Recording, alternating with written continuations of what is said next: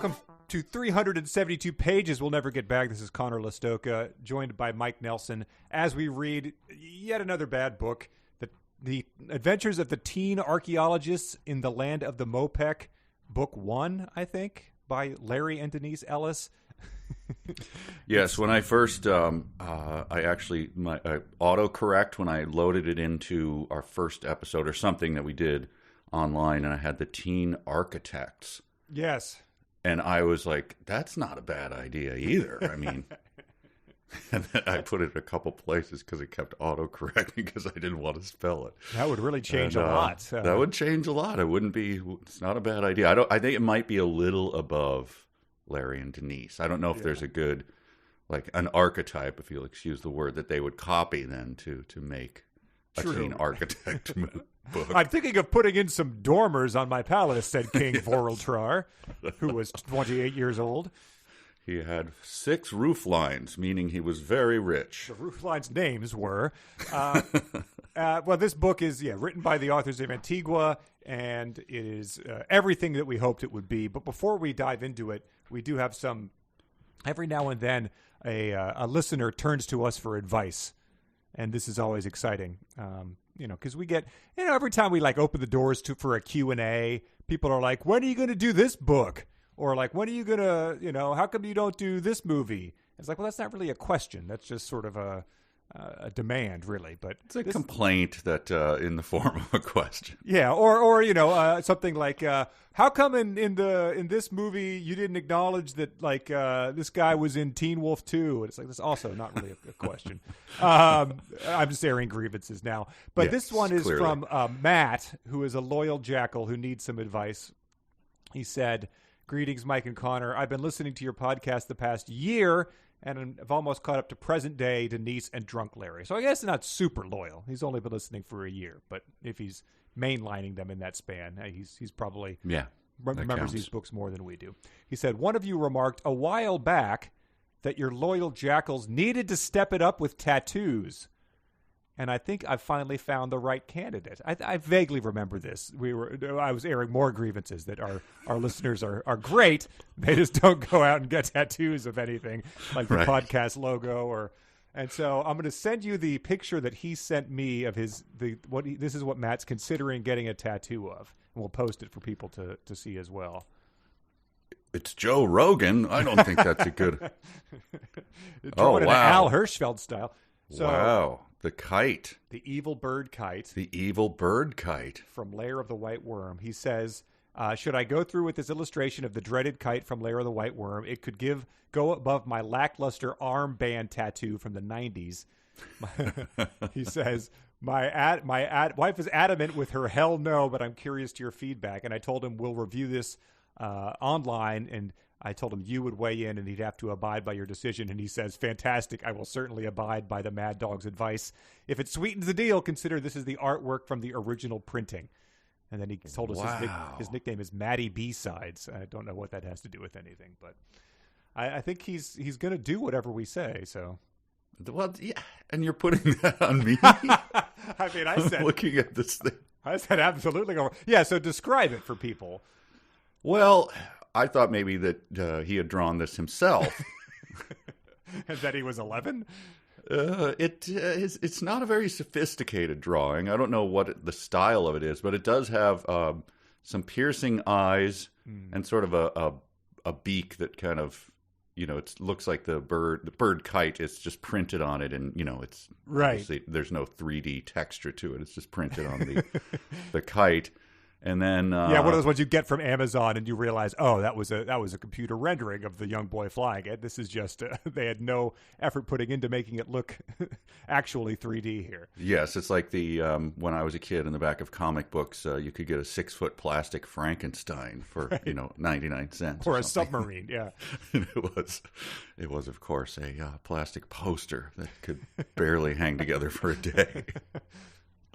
That's what this looks like you ordered it from the back of a comic book. The drawings of the string, and then the kind of the mess of the tail of the kite. Those are the messages sent up it, I believe. Yes. And it's red, too, importantly. Yeah, it looks like the messages got caught because there's some sort of filigree. There's the string is frayed, or there's something going on there. And then there's the background is sort of a patchy gray background. So what I'm saying is, I don't think this is going to translate well to a tattoo. It does sort of look like when you see someone who got a tattoo fail, and then it comes across and they're like, here's what I brought into the artist, who I didn't do a lot of research on, and here's what they gave me. But here's a picture of my adorable child. Here's the tattoo. Yeah. And they're like, is that a goblin? I don't. But I think you could have it. It would certainly be a conversation starter, because it does have. It has sort of a. You could look at it and be like, whoa, is that some sort of ancient thing? Is that what culture does this come from? People might ask you, like, what's the significance of this? And you'd have quite a story to tell them. They might get up and leave after you tell them the story. But that takes a lot of. Like we like to do our fake sketches that we're going to do. It would be like that. Okay, I got to back up a little bit here. There's this book, and these old guys. Why did you read this book? Well. So there's just a lot of throat clearing before you get to the what the hell is that tattoo? It's kind of like I have a fake. It's not fake. It was made by a guy, but it looks like a really expensive watch. Mm-hmm. And the first time a guy came up to me, he's like, "Hey, is that this brand of watch?" And I go, "Well, it's not, but this guy made it for me from the original, molds." And anyway, it's a cheap watch. But that guy's like, I have no time for that. And he walked away. So now when people compliment my watch, I go, "Oh, is that I just go, "Yes, it is." So I don't know what this person would do. Is that some ancient, Native American symbol? Yes, it is. Yeah. I'm sorry, since I am the judge, I'm going to side with, did he say his wife? Yes. I believe. I'm going to side with her. Wow. And give this the thumbs down. Wow. Probably the responsible thing to do. Yeah, I wish if it were something goofier. I just feel like the picture's not distinct enough, and he'd have so much explaining. It'd make his life more complicated, so I'm going to say. All right. Well, we'll post it in the comments. People could weigh in as well. And maybe this will inspire other people to, get their own custom designs as a tattoo, or, go out and get this to spite you. So we'll see. We'll see what happens. It's with great podcasting power comes great irresponsibility. And yes, indeed. Maybe in these next, I think we covered 5 chapters of the Teen Archaeologists today. See? Maybe there'll be some tattoo material. We'll see. Yeah. All right. This journey so far, last time we only covered 2 chapters, but they were very long ones. And to catch everybody up, there are 3 British teens who went to Nigeria with their wealthy parents, who are both Indiana Jones type explorers. They've been in a lot of pyramids, and they wandered off with 2 other teens they met in Nigeria, because one of those teens' grandfathers, I'm going to say teens a lot, it's still very off-putting every time you read it in the book, but they wandered off because their grandfather had a treasure map to the land of the Moepek. They traversed most of the continent of Africa in a day and a half, I think, before they leaped into the Nile River and ended up in this pyramid. Yes, they leapt into the Nile and traveled the Nile until they got to the bottom of the Nile. So. And then once inside, they the land of the Moepek is underground, obviously. They've met a lot of people there, including the royal family, the king, queen, prince, and princess, lots of maidens, other training warriors, and then an evil princess, an evil magician, sorceress, I guess. And that's sort of where we have ended up. The 2 of the teens bicker with each other. That's really the only personality we've get, and there's been a lot of characters, and there's going to be a lot more this time around. There's a lot of characters. There's a lot of sarcasm. There's a lot of yelling, too. True, yes. There's some good yelling coming up.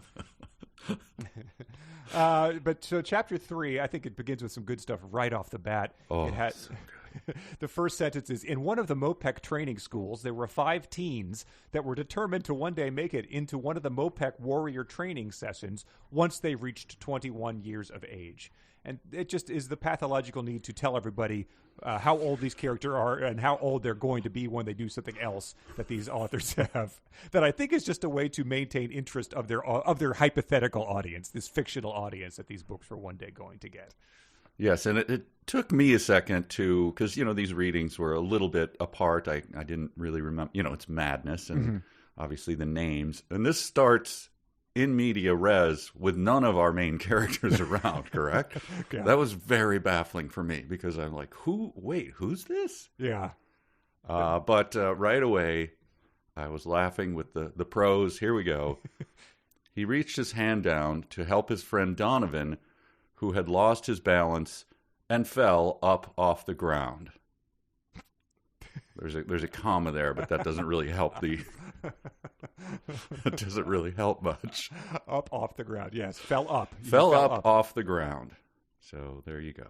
And when he does that, Donovan is too angry and embarrassed to accept Sean's help. And Sean is not to be confused with Prince Rayshawn or the maiden Roshana either. Sean.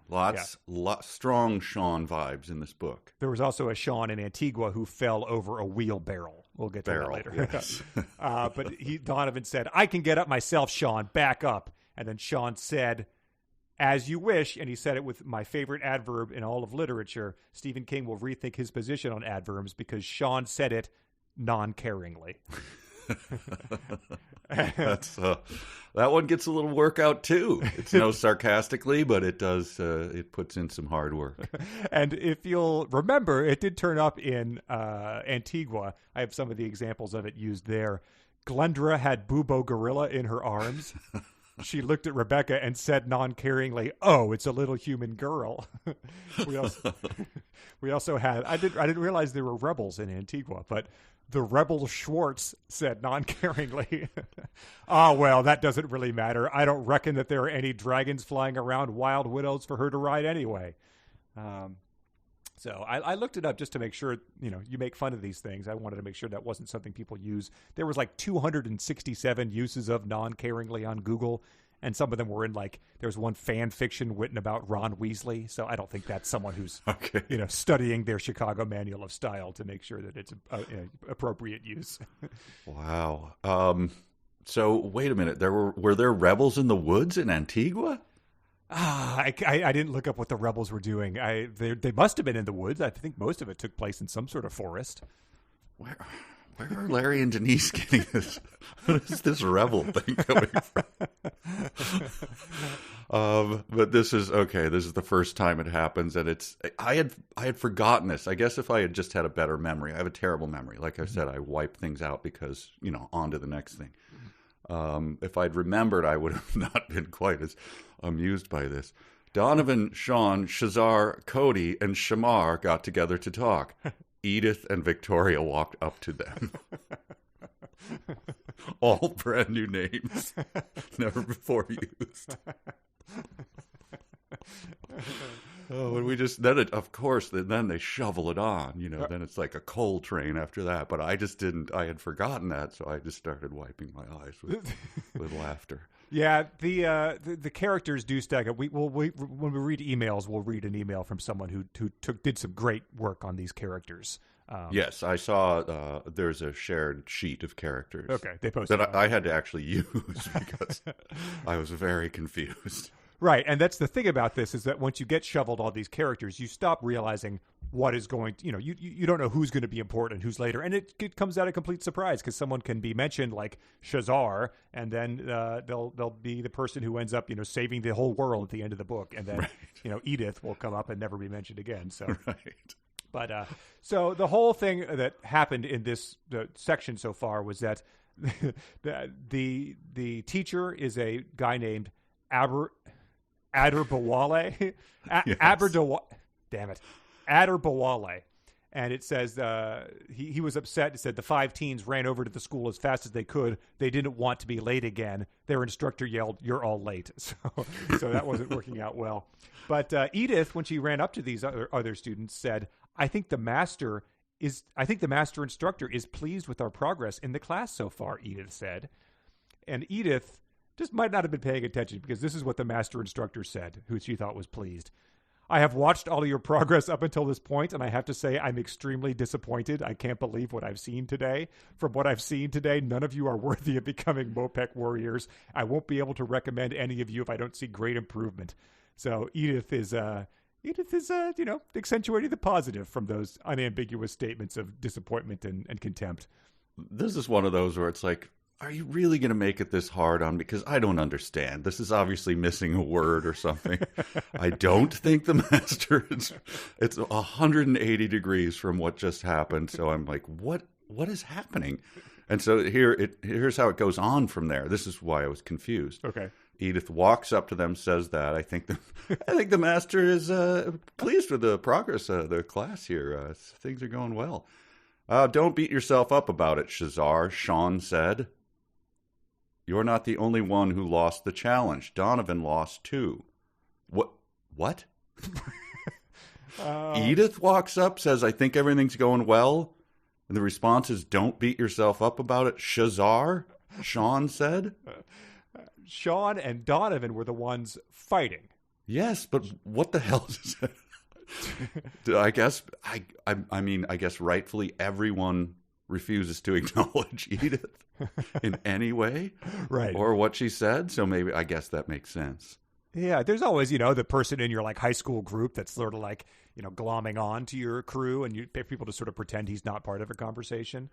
So just utterly ignore what she said and continue a conversation that had been happening, I guess. Yeah, but what did Shazar do?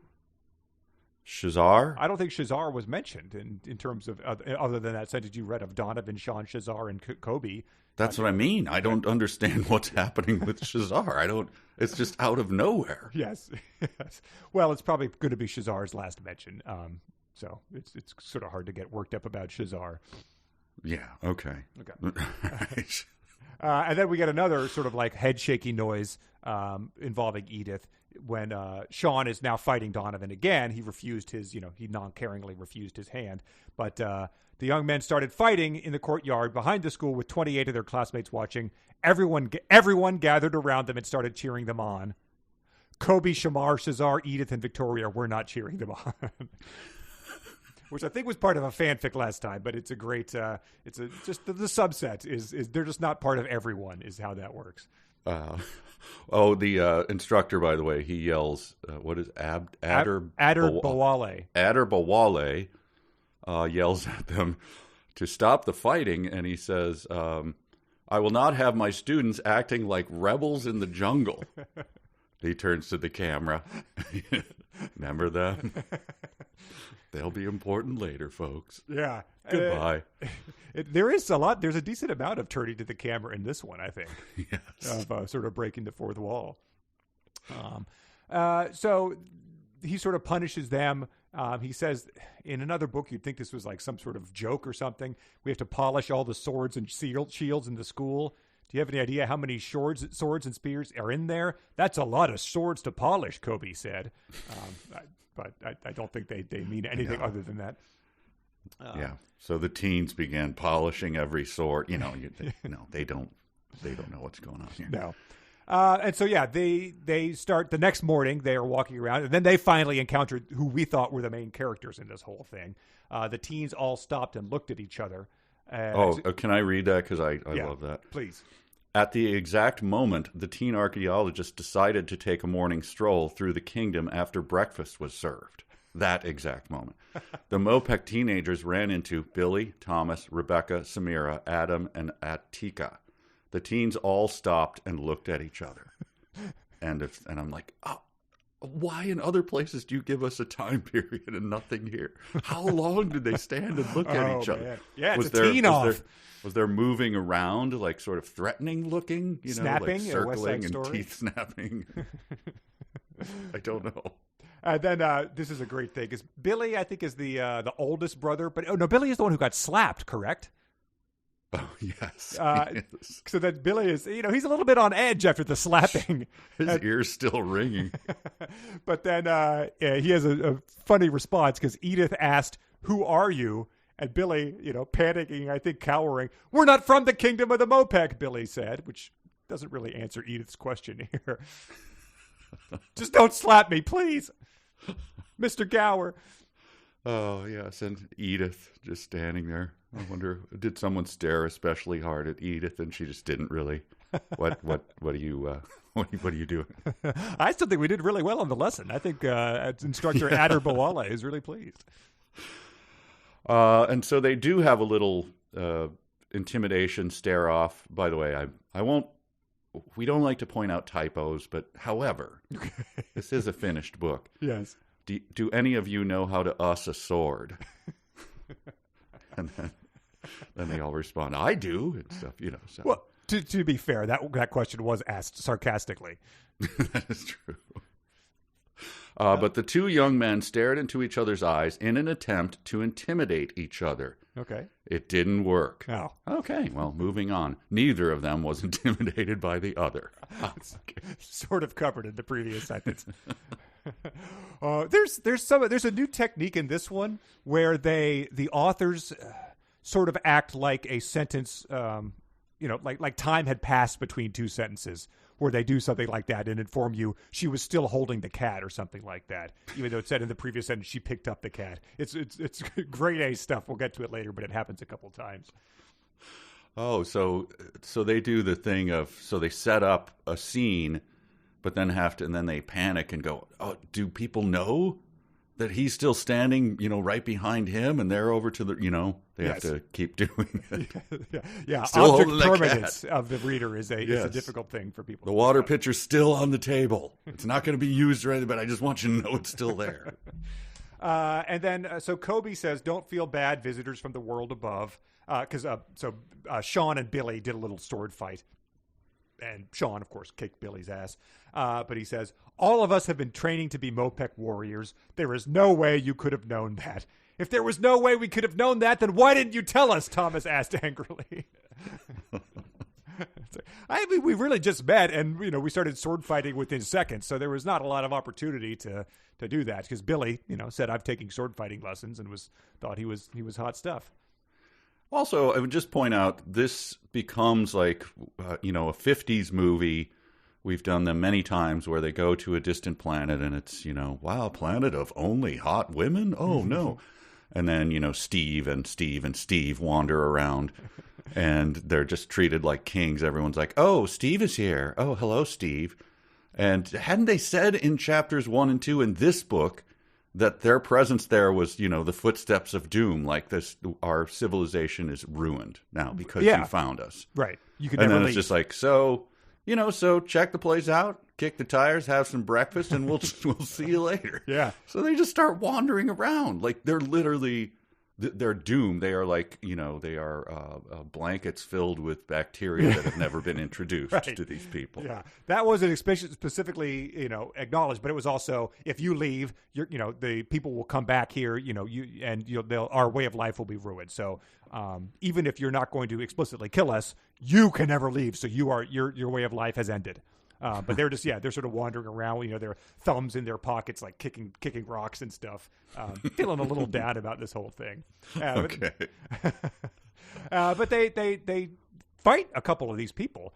Billy's sword fought Sean, but then we get some fairly great sports writing here. Like, imagine this being like, Grantland Rice or George Plimpton, Thomas Boswell. This is Billy, who is wrestling Donovan, so not Sean this time. Billy was on the wrestling team at his high school. He had great technique and the upper body strength to be a challenge to Donovan. But Donovan was studying to be a Moepek warrior and was just a little bit better at wrestling than Billy was. Donovan had better strength and stamina than Billy did because of all his Moepek training. Donovan won the wrestling challenge and was able to pin Billy down to the mat. So that is an introduction to the fact that Billy was on the wrestling team at high school. Great technique and upper body strength, but Donovan's strength and stamina are slightly better, so he was able to pin Billy. End of wrestling scene.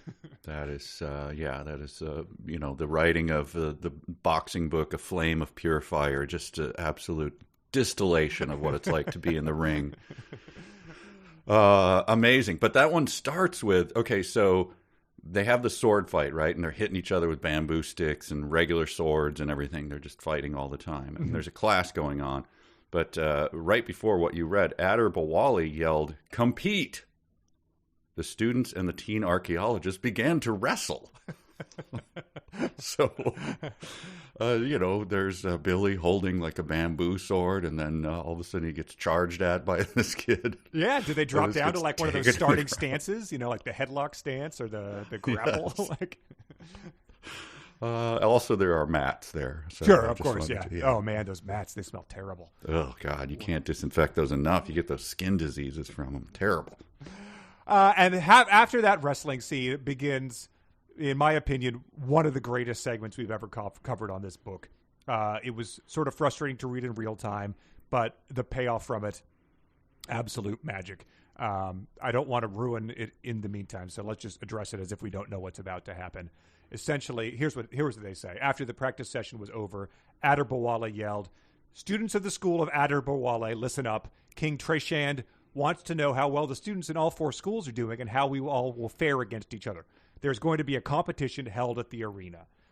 So that that reveals that there are 3 other schools here of warrior schools. Mm-hmm. We haven't met them yet. We haven't heard anything about them. And then he says he's ordered all the instructors choose 7 of the best students that we have to compete in the challenge. There are to be 2 girls and 5 boys from each school. We all know, it's always great when someone in a movie or book says that, just so they can fill the audience in. It's like over the top. We all know that the school of Serthunya, saying a lot of these out loud for the first time. We all know that the school of Serthunya has only girls. The king has made an exception in their case. They shall be allowed to choose 7 of their best female students. Since we only have 2 girls in our school, both Victoria and Edith will be competing. And then everyone claps for them. And so if you haven't gotten those rules down, don't worry about it. They will be repeated. And so what Aderbawale does is he goes through everyone. He says, next I've chosen 18-year-old Sean to compete. He's also chosen Shamar and Shazar. We have no idea how old they are. Then he also picks Anan and Awotwi, who are both 20 years old, which is very disappointing. I imagine there's resentment and grumbling. Sure. Not teens at all. Yeah, but that, I guess you become Moepek warriors at 21, so they're close to being it. And then he says, make us all proud. Let all the students in the school of Zruberi, the school of Serthunya, and the school of Trafari know that we are the best, and everyone cheers. Yes. And then, remember how there was too much punctuation in Antigua? Yeah. They've pared back on it here. I think they probably got really sensitive about that. I know they did because I believe there was a review that Denise answered online, I think, about the punctuation. Yeah, she sort of She was like, upset. Look, in the next edition, we took it, we pared it back down a bit. So that's fine. But now they're not putting in commas where they might help. And so this, okay. You get this, the instructor yells out, "He shall judge you hard, students." Settle down there, man. Damn it. I somehow missed that. Wow. So, yeah. So, comma would help there. But yeah. I'm just going to take it as it is. I can't do anything else. I can't do the work for you. All right. So the hard students of the school of Aderbawale. We then cut to the school of Trafari. He informs us that King Treshand has issued a challenge. And he's going to pick 7 students. 7 students that he's picking. He has to pick 2 girls and 5 boys. So he chooses Danita, Abigail, Mazia, Django, Cato, Palmer, and Ladarius. And so they walk up and everyone cheers and claps their hands. That was Trafari.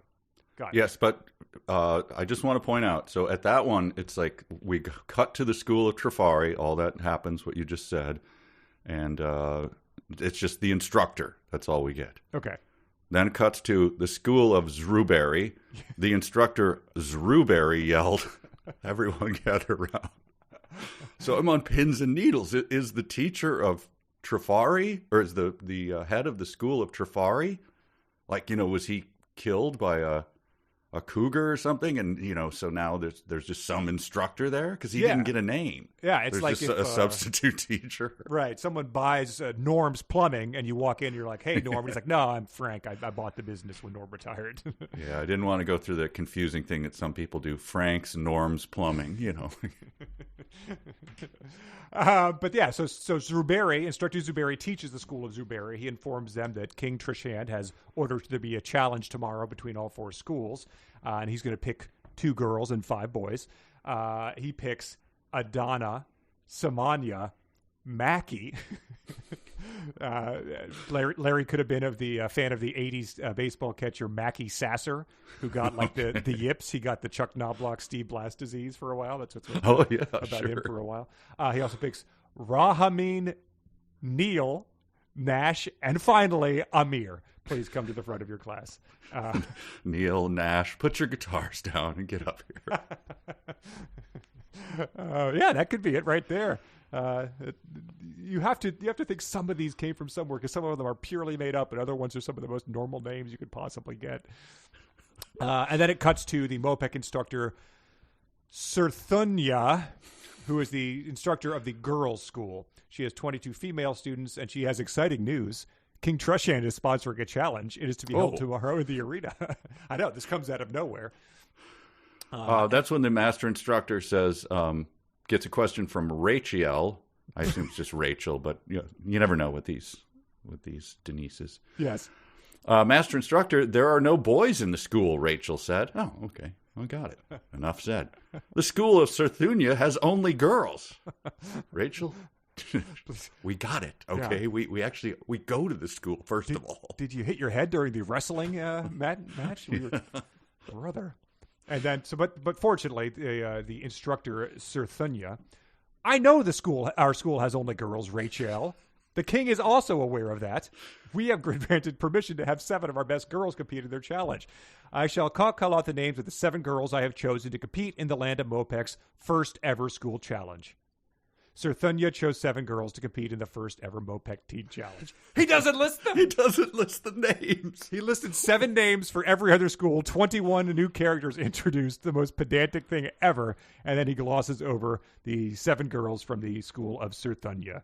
Incredible. I guess once you've whittled it down to Neil and Nash, you're at the end of your naming rope, and you would be like, I don't know, Barb, Susie, Barbie, Suze, and I don't know. Barb with 5 A's. Yes. So amazing. They leave you. They challenge your expectations. You think just when you think you know all the answers, they change the questions. And then it goes on back to Aderbawale, and his students are fighting again. Sean and Donovan, of course. And then we get introduced to a very interesting tick of... oh, God. I know what you're going to say. We get to meet... We hadn't heard a lot from the other characters other than Edith, was it? But Shamar comes up here. Victoria says, Sean and Donovan, quit fighting with each other. Are you ready to throw all these years of hard work and training away over petty jealousy? Wait, she also said, I just want to point this out before you get to this quirk. Okay. She says, do you remember what the master instructor Aderbawale said the last time you fought in this very courtyard? Yeah, that was literally moments ago, of course. Well, let me refresh your memories. To be fair, the authors did introduce a lot of new characters in the meantime, so a lot of people probably are going to have forgotten this. Sure. But in response to that, Shamar says, she's right, man. Man, don't do it. What happened? All of a sudden, he's the hippie in Dragnet or something. Look, young man, I know you think it's cool to do drugs. Hey, man, sit down. You're trying to hassle us, man. All we're trying to do is win this competition that King Trishand has ordered, man. So I'm just imagining Shamar, wearing sunglasses inside, like sort of John Lennon sunglasses, smoking a cigarette maybe. He's bending over and hooking his hair behind each ear every couple minutes, bopping up and down just a little bit to try to hide the fact that he's pretty stoned. And then Kobe starts calling people man after, I think, Donovan beats Sean in the competition, and Kobe smiles and says, congratulations, man. So Shamar we will not have Kobe stealing his thunder. He says with excitement, "Man, do you realize tomorrow's challenge almost got snatched right away from you? Donovan could have stolen the whole thing right from you. You're lucky, dude." It's infectious, I guess, right? Yeah. I think it's the word like for certain generations of people. They just put it in every context, every place. It just becomes an audible pause instead of like. So, and it's it spreads. It's like a virus. So man, I guess it's like that. Yeah, hey man, we weren't saying man like 5 minutes ago, but now everybody's saying it. Kobe then goes on to say, "Don't sweat it, man. Donovan will be okay. Just give him time." So I don't know. Everything's copacetic, man. Yeah, Aderbawale's got the coolest school in town. By the way, he also Aderbawale shouted out. This happens a lot, so I don't even know where this is. And compete. And both Donovan and Sean began to sword fight with each other. Yeah. He's like, whoa, wait, what are you doing? This is wrestling now. Compete means wrestle, right? Yeah. Well, to be fair, sir, you just said King Trishan wanted to have a competition. We got very few details other than the exact number of boys and girls that were going to participate. So you probably should have told us what this was going to be other than it's tomorrow so we could practice for it. We make the rounds of the schools again, and we get this little thing. Maybe you can help me out. Maybe I've missed something. This is from earlier. Back at the school of Zruberry, the instructor Zruberry yelled out, "Everyone gather around. Quickly, I have news for all of you. Zruberry's 26 students all gathered around him." Mm-hmm. Okay, and then here's just now coming up. The master instructor Zruberry had all his students line up in 2 rows of 26 each. Oh! The teenagers all lined up as their instructor had ordered. Wow. What the hell's going on here? Interesting. Do they have doppelgangers, but they didn't, or they just like each had a visitor that day or something? Yeah, a shadow. What is happening? I'm starting to think they might not have really proofread this book too well. Okay, all right. That's incredible. I didn't notice that. There's some other things in this book that your mind just sort of it fills in the blanks. It wants to make sense of the nonsense, and sometimes that just leads you to miss some of the funniest stuff in here. I did not catch that at all. It's true. It's a bit of a Rorschach thing of like, I guess I think I know what I'm supposed to be seeing, so I'll just go ahead and see it. But those were sentences that were back to back. These were just a couple paragraphs apart. Yeah, amazing. Yeah. I think this does answer our question. At the school of Trafari, the master instructor Trafari yelled. So it does answer the question. But he seems to be sort of like a John Kreese, like the evil sensei. He's yelling, "If any of my chosen students disappoint me in tomorrow's challenge against the other 3 schools, you shall be permanently dismissed from my school. The school of Trafari is for winners, not losers. Remember, you must come in first during the competition. There is no reward, prizes, or glory for second place." Now let me introduce my friend from Dynatox Industries, Mr. Terry Silver. He's going to be opening. Perfect. School's all over this underground thing. He might even teach for free. Yeah. And so we get more of the things. The chapter ends with Master Zruberry, who has had his students lined up in rows of 26, yelling, "Who do you think you are? Do you actually think you have the right to question my decisions? I am the master instructor in this school. This is my school, and you shall do as I command." End of chapter. End of chapter. He just stopped typing. It obviously happened there. Little shade of what's his name, the bowler. Pete Weber. Pete Weber, right? Who do you think you are? I am. I believe that's what they were trying to get at. With Zruberry, one sentence in between. Who do you think you are? I am the master instructor. Oh. Wow. All right. I could see Larry being up on his professional bowling circuit. Oh, I'm sure. 9:30 a.m. on a Sunday before the football comes on. It's a real sport. It is. Those are athletes out there. Chapter 4. So, I mean, we've built up this contest quite a bit, and we're still sort of in the midst of waiting for it to happen. Chapter 4 starts. Everyone sitting down in the arena, and the warrior Atume yells, "Welcome to the first ever Moepek Warrior School Challenge. Let the school of Zruberry, the school of Sirthunya, the school of Aderbawale, and the school of Trafari enter the arena." And so everyone's there, everyone's watching. And as Aberdawale's school enters, The royal bongo players banged on their bongos as the 4 schools began to enter the arena. Which is, I mean, it's a perfect sentence. It introduces the fact that there are royal bongo players and they bang on their bongos. And you got to hand it to the Moepek warrior Atume is coming in strong with this, announcing stuff. It's really like all-star wrestling stuff. First, we have the School of Aberdwale. The royal bongo players, etc. They enter the arena. First, the School of Aberdwale entered the arena. So, okay. So far, Atume's got this. He's not blowing it. Because that would be really embarrassing if, Zruberry. Oh, I'm sorry. That is, of course, the School of Aberdwale. I apologize. It's a chance, since it said exactly that, he might just be reading the text of the book, in terms of breaking the fourth wall. And, I mean, so essentially, this book came out in when? 2013? Yes. Something like that. Well after, you might be inclined to speculate, after the, Harry Potter and the Goblet of Fire had come out, which has a very similar competition between different schools and competing against each other in some big house cup. So the students, every school enters. They all do a different thing. Like one school has bows and arrows.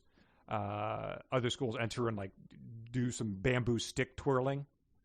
Palmer, Abigail, Danita, Ladarius, Mayaza, Django, and Cato performed a karate type dance for the crowd.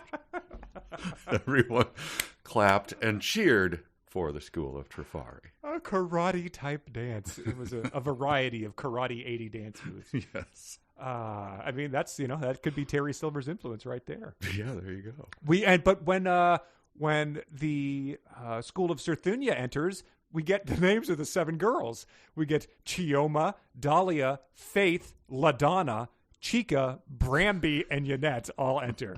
So, I mean, we gave people advice about a tattoo here, but I mean, if there's anyone out there who's, expecting anytime soon, there's, you want to name your kid after one of these characters from Moepek, Bramby or Chioma could be some options. Yes, just take whatever book, you have right now, throw it away, tape it shut with sturdy tape and throw it so you're not tempted, and then only use this book as your baby name source.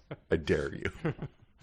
And I like the the other school, Trifari, did the karate type dance, but the 7 girls from the girls' school, Serthunya school, performed a Moepek aerobic dance.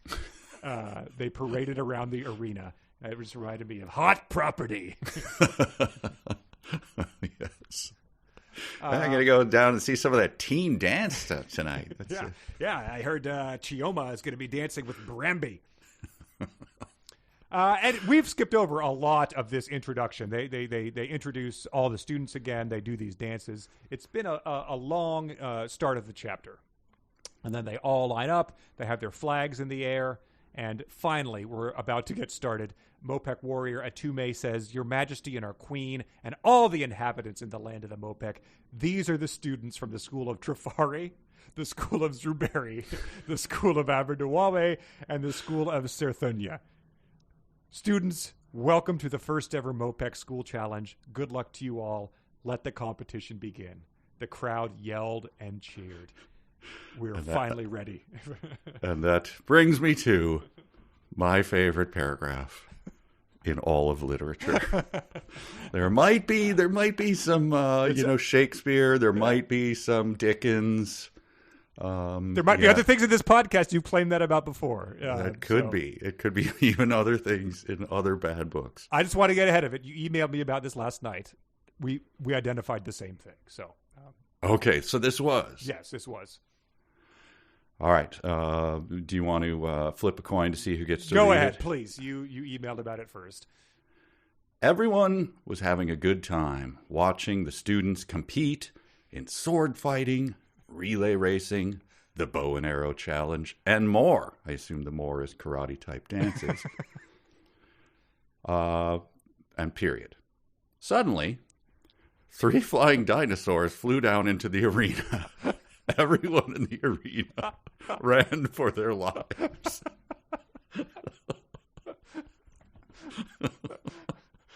I mean, come on.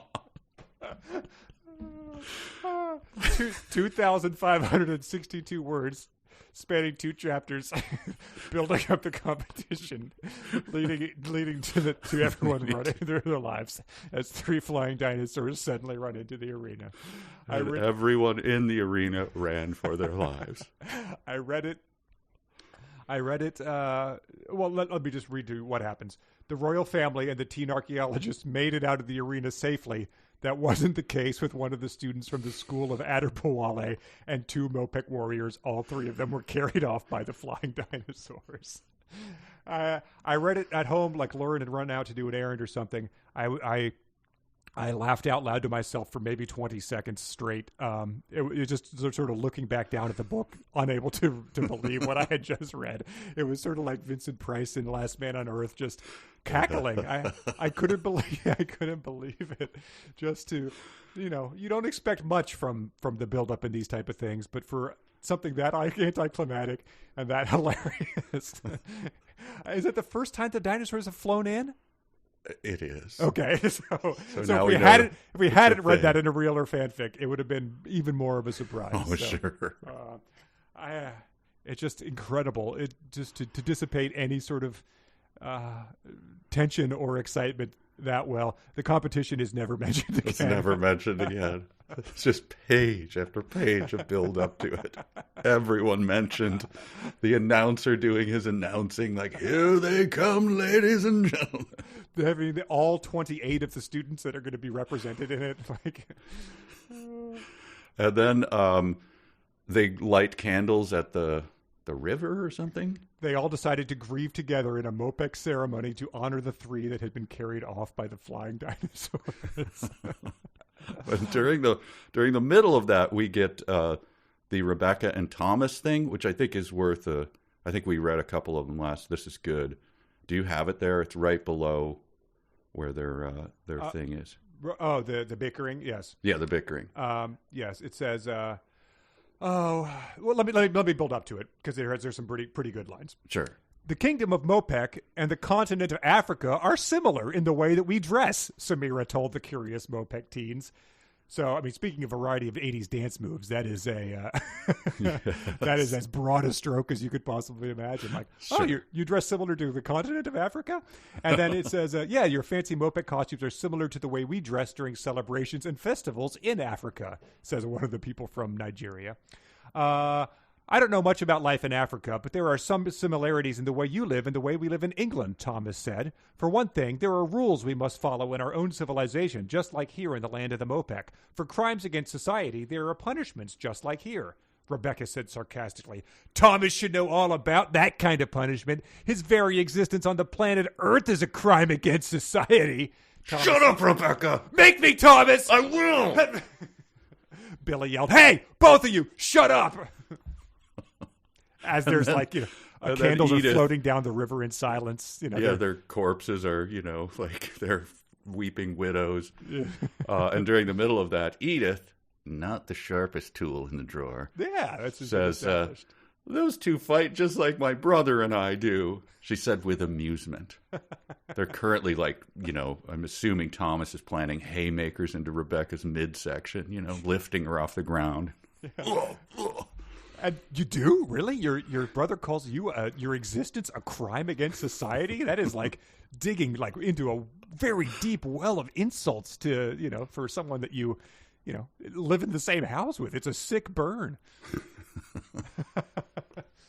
Oh. Edith. Oh. And then they get into some discussion of Isabella, who was mentioned last time, was sort of doing the, steepling her fingers and looking evil. I don't recall if it was mentioned, this aspect of her character was mentioned, but it says, what's her story? Isabella has lived in the palace since she was born. She grew up with Princess Aswenta. The 2 of them used to be very good friends. And then when Isabella was rumor has it that when Isabella was about 16 or 17 years old, she fatally hurt a Moepek teenager who was teasing the princess. Instead of the king and queen being grateful to Isabella, they became frightened of her magic.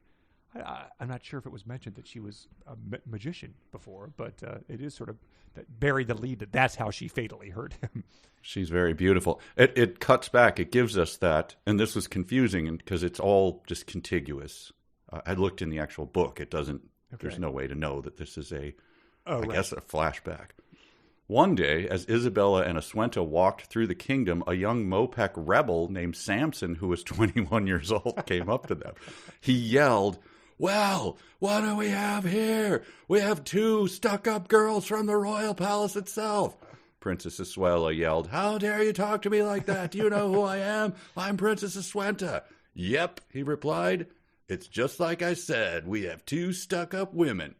Hey, you're supposed to be some kind of fancy sword fighter, Artie. Want to test me, princess?" That's the flashback. That's how. It is. That's how. And then she gains her powers. She somehow, she like points her finger at him and zaps him. I guess it's before the rebels were exiled to the jungle. I'm not sure. Yes, a young rebel came up. Here's how he died. A powerful electrical force came from her body and traveled throughout Samson's body. He fell to the ground. He never regained consciousness. What are you, the White House issuing a press release? You don't have to use passive. He died in Officer agony. Involved shooting or something. Yeah. Yes. That is a very, very odd way to put it. Sir, he never regained consciousness. He died, right? Just, you can say it. You're on the stand. Yes, and technically he did, yes. And then she's whispered, "Isabella, you have powers just like your mother." So this is the first she's learning that she has these powers. I don't know what she was doing, pointing her finger at him, if she didn't expect, electricity to travel throughout his body and him to never get. Maybe she was just going to be like, "Now see here, you," like give him a good finger waggle. Oh yeah, that was probably it. Is that something in Harry Potter where someone doesn't know they have powers until they turn a certain age or something? Oh, possibly, yeah. Yeah, maybe that's what they were trying to get at there.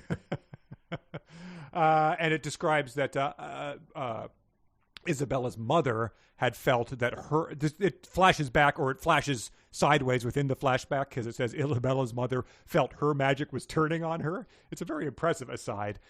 She didn't know how to stop it or control it. One evening, as she was sitting in her resting chamber, her magic wand rose up from the vanity table by itself. But she commanded it to lower itself, but it was no longer under her control. The wand flew through the air toward her. Suddenly, an electrical force shot out through the wand and struck her. Isabella's mother fell through the floor. She was barely alive. And then, where does she die? Oh. She whispers this is the greatest thing ever. Because, like in movies, earn this kind of, she's on the floor and the king is holding her prone body as the life is slipping away. Right before she passed away, she whispered, "My king," no punctuation, so I'm going to read it as it is. "My king, serving you all these years has truly been an honor." That's right. Close your eyes. The struggles. "Over the years, I have never asked anything of you.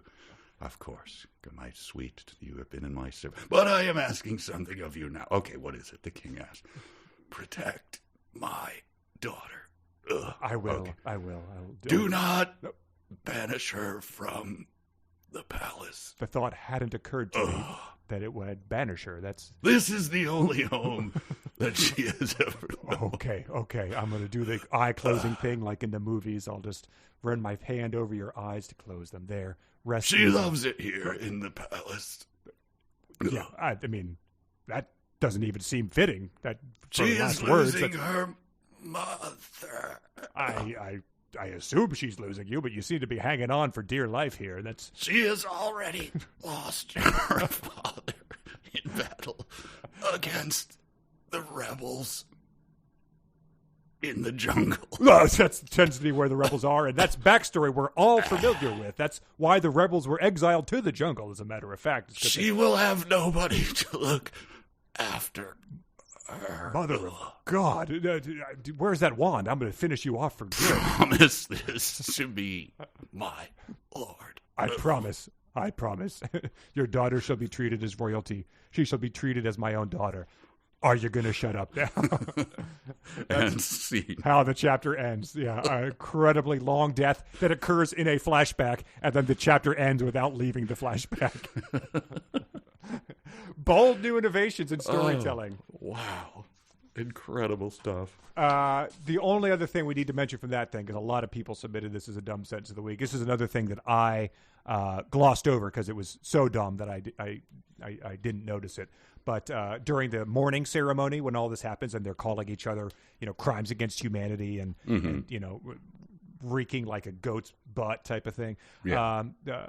They're shooting off some maybe they're describing another night. There was loud pops in the sky and it began to rain color. And Thomas said sarcastically, "We have nights just like that on every 4th of July and New Year." Do you know why that was submitted by so many people as a dumb sentence? I don't. The teens, they are British. Oh, okay. That is something that's, I guess it was sort of emphasized, but like it comes and goes is what you're supposed to know that. But one of the authors just forgot about that fact. So they have these British archaeologists kids celebrating the 4th of July every year. I had honestly forgotten they were British. Yeah. I guess Richard/Anthony, of course, is British. Why didn't I? Sure, why didn't I know that? Oh, man. Oh, amazing stuff. That's like probably the halfway mark. Let's pause for some fanfic because we have some really good fanfic this time. Fanfic. All right, so here is Real or Fanfic, a very exciting segment where our beloved Patreon jackals have sent us in either their own artfully crafted fan fiction for the Teen Archaeologists, Land of the Moepek, Volume 1, or sent us real passages from later in the book that you are now going to have to decide which are real and which are fanfic. I think last time was 3 out of 5? 3 out of 5. So hard, but better than a coin flip.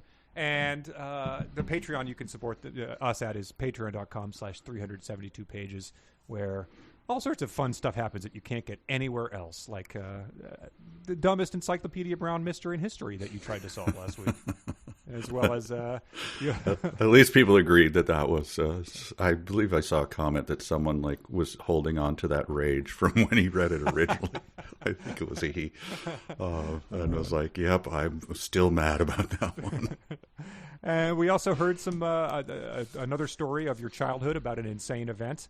And, yes. And learned about another book that was written by Charles Kim. Another book, sort of another book. It's a revision. And we'll get to it a refresh. But people are out there are buying this book and have some interesting stuff happening when they come to it. So if you want to hear anything about that, go join the Patreon.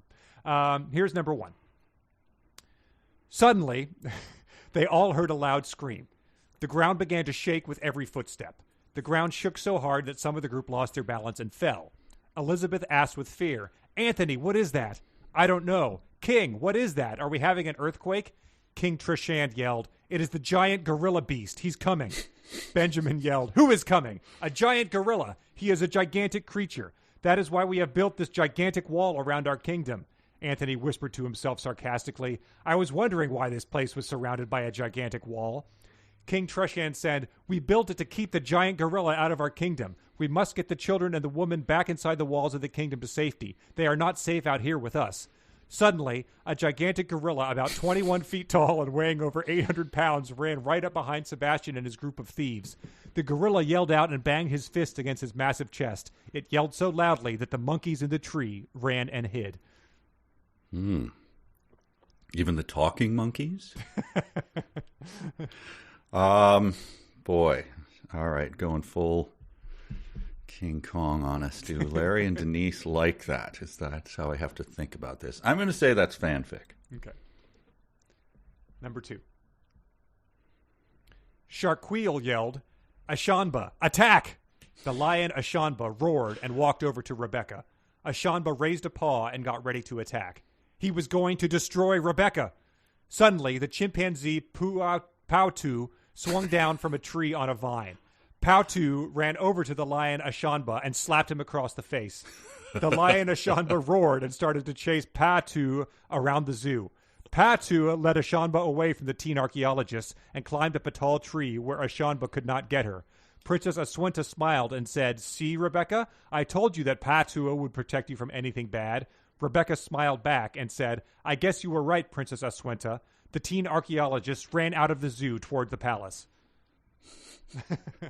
Oh, the slap administered by a chimpanzee is very enticing. But I'm going to have to say fanfic. Oh, wow. All right. Number 3. Meanwhile, Anthony, Elizabeth, Jabril, Babatunde, Benjamin, and the hunters arrived at the Nile River. Elizabeth turned around and screamed. Anthony yelled, "Run!" Everyone ran over to the edge of the waterfall and jumped off the cliff. Anthony grabbed Elizabeth's hand, and the two of them jumped off the cliff together into the water. The last of the hunters tried to escape from the gigantic snake that was chasing after them. He jumped off the cliff, but it was too late. The gigantic snake slithered its way from beyond the waterfall and wrapped its entire body around the man. The snake pulled him underneath the water as they fell in. The waters of the Nile River were particularly rough. The group of rescuers were pushed down the river just like the teen archaeologists had been.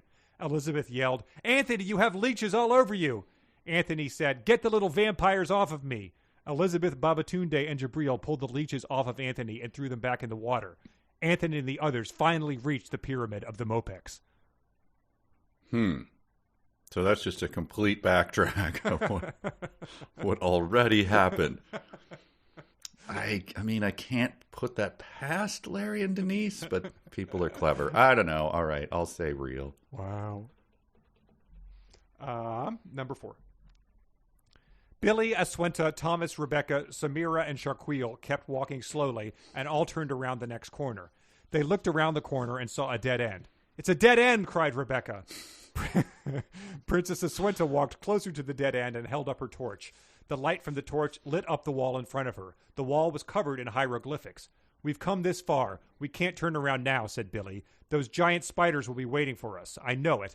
Princess, can you read the hieroglyphics? What do they say?" The princess got a worried look on her face. "These look even older than the hieroglyphics I'm used to," said Princess Aswenta. "I don't know if I can understand them. Maybe they could tell us how to get through this dead end." Just at that moment, Sharquille said in an excited voice, "Princess, I think I know some of these hieroglyphics. They look like the ones I used to read about in an old book I found at the library. Give me the torch so I can read them." Sharquille started reading the hieroglyphics. He had a concentrated look on his face, and he was whispering the words out loud. Suddenly, dirt started to fall from the wall and land around Sharquille's feet. The floor was shaking. "Sharquille, look!" Princess Aswenta yelled excitedly. "I think the wall is starting to move. Keep reading." Okay. Who's Sharquille again? He's the Timothy of this book. He's the friend zone friend of the princess. Okay, because they have crushes on Sean? Donovan or Sean? Donovan and Sean are bickering. One of the main Billy, I think, is batting his eyes at Aswenta, and Sharquille is not happy about that. Oh boy, this is tough. It's not crazy enough for fanfic. I don't know. I'll say real. Okay. Number 5, final one. Prince Rayshawn grabbed Anthony and punched him in the face. He then grabbed Anthony and held him as a shield. King Treshan saw his son and whispered, "Rashawn, what is my son doing?" He couldn't believe that his son was being such a coward. It was not the Moepek way. Rayshawn and Anthony began to fight with each other. Anthony was able to knock Rayshawn off the mountain. As he fell toward the ground, the flying dinosaur flew over to him and caught him in his mouth. He flew off into the jungle with Prince Rayshawn hanging out of his mouth. They never saw Prince Rayshawn again. King Treshan was deeply hurt and put his head down in despair. Elizabeth walked over to the king and tried to comfort him. She whispered, "I'm sorry, King." King Treshan said with a sad expression on his face, "Thank you." It was obvious that he was heartbroken over the loss of his son. The group came back to the clearing in the middle of the jungle. There were about 18 gigantic ostriches standing around in the clearing. They were twice the size of a regular ostrich and had 5 times the strength. Oh, clever girl. I'm going to say fanfic. That's very good, though. All right, let's see how this went. Number 1. Number 1 was the gigantic creature, that gigantic gorilla, about 21 feet tall. Mm-hmm. You said fanfic for that. That is real. Come on. There's suddenly a wall? Submitted by John. Well, the wall is probably also keeping out the rebels, maybe, but also it's nobody mentioned going through a wall. Well, they had a wall. There's a wall. There's a wall. Okay. So there's the a rest King of the book Kong there's a wall there. Yeah. Okay. All right. He's, number 2, this was the chimp Patua. Swinging down and slapping the lion Ashanba as it tries to attack Rebecca. You said fanfic for that. That is fanfic. Submitted by John. I'm not sure if that was the same John. So 1 for 2. Number 3, this was the beat for beat, jumping off the waterfall into the Nile, and then someone getting leeches on them and calling them leeches and saying, "Get the little vampires off of me." You said real for that one. That is real from later in the book. Wow. Submitted by Jeffrey. They just unspooled the book, play it backwards. Some of these are like, it sort of sucks to spoil them, but like you got to do it now, otherwise you'd never believe it. Right. So 2 for 3. Number 4 was the dead end and Prince Sharquille reading hieroglyphics to open up the dead end. Some good. This was, you said real, but it was fanfic written by Jay. There's some good. What was some of the? He had a concentrated look on his face. I thought that was a very good Larry and Denise's. Yes. So 2 for 4, and then the final one was Prince Rayshawn being carried off, and then coming back to see about 18 gigantic ostriches that are twice the size of a regular ostrich and had 5 times the strength. You said fanfic for that. That is real. No way. Come on. Submitted by Jackson. I read that to Lauren over breakfast this morning and was unable to stop laughing at about 18 ostriches. 5 times the strength. Which just a 4-year-old. I mean, from looking at them, like, and I appreciate the reserve to cut off the fanfic there, so we're left to wonder what role these 18 gigantic ostriches might have to play immediately following the king's son's death. Twice the size. With 5 times the strength. It's like a 6-year-old making his own Pokemon. They saw, giraffes that were 1.6% or 1.6 times the regular giraffe and had 87% of the strength. Okay, what would that look like? Why are we haggling about these weird numbers? But being so weird about the guessing at a very specific thing, because the gorilla, if you recall, was about 21 feet tall, and there are about 18 ostriches standing there. And I think another character was about 21 years old or something like that in the last sentence. So 2 out of 5. Ooh, that means my last 2 means I'm fully coin flipped. 500. Yep. Wow. Ouch. All right. Well, let's get back to the main text of the book, Chapter 5. Babatunde and his wife Olureme came out of their home to speak with Anthony and Elizabeth. Wait, who's this Anthony character now? Richard? I assume they mean Richard, so Yes. I'm reading Richard every time I see Anthony. It would be great if that was his assumed identity. Babatunde's like, Richard. He's like, no, not in front of my wife. Brings me to a Sonic challenge. Ooh, okay. This is from Quali. Okay. They come to they're like, oh boy, our kids are missing. We got to go get a search party.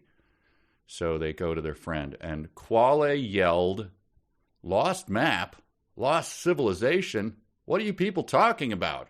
He screamed with fear and frustration. "Where are my children? Tell me where they are now." All right. Okay, so the first part of it is yelling, and then the second part of it is screaming with fear and frustration. Frustration, yes. Okay. Backing off the mic. All right. Lost map! Lost civilization! What are you people talking about? Where are my children? Tell me where they are now! Well, Academy Award. He turns on a hairpin right there, that Quali. Quali, calm down. I mean, the children can't be that far away, right? That's right, and it's only been a day. Right? Has it been a day, or have they been searching for a couple days? I don't know. Yeah, okay. But so they know that they've taken the map. Then the conversation, this part gets a little chaotic because Anthony/Richard does not seem to be taking this very seriously. Jabril says, I think Jabril is the grandfather. He said slowly, they are in the lost civilization of the Moepek. And then Anthony Richard says, well, if this ancient civilization actually exists, then we shall deal with that later. Our number one focus now is getting the teens back safely. Koala yelled, my wife and I are coming too! And I think Koala and his wife are the parents of Adam and Akita. So that's why they're interested to do this. Yes. And then, so they're rounding up, it looks like they're rounding up a team is what I finally, a lot of times, like you said, it's hard to figure out what they're getting at because they're just not very good at it. But they asked Benjamin, and Benjamin asked, the lost civilization of the what?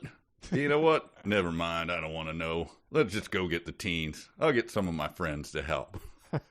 Benjamin, you're not the tiniest bit curious about a lost. Who gives a rat's ass? We didn't specify that they were teens either. We said our children have wandered off. We didn't specify their ages the way we do every other time we refer to them. So. Oh, I assume after that, though, that Anthony gives him just a little fist bump that no one else can see about not caring about the loss. Yeah, I hear that, shit, brother. Man, I'm with you. Yeah, I'm with you, man.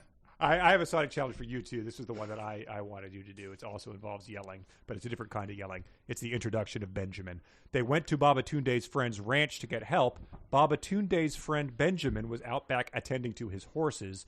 When Benjamin saw Babatunde, he yelled out. Can you yell out what he yells? Yes, I can. All right. I'll also back off the mic and hope that my neighbors understand. It is my old friend Babatunde himself. He yelled that. And then Babatunde said frantically, it is good to see you again, my friend, but now is not the time to reminisce. Were we about to reminisce? I wasn't reminiscing. It was a greeting. I was yelled to my greeting. Horses. It's hard to reminisce and tend horses at the same time. All right. Well, we're going to keep them coming then. Sonic challenge for you. Okay. Benjamin said sarcastically, man. Do you have it there? Yeah, I got it. Okay. All right. Okay. Oh, Jesus. Sarcastically. This is like it's patting your head and rubbing your stomach. Man, it doesn't even matter. Come on, guys. Let's go get the Teen Archaeologists.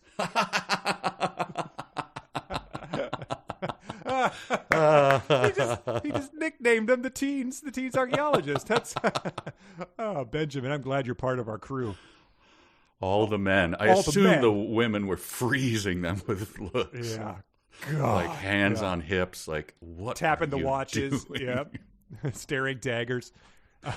And that's soon after. The men are having a pretty good time here because Charlie just laughed and said to Anthony and the others, man, when your kids get into trouble, they really get into trouble.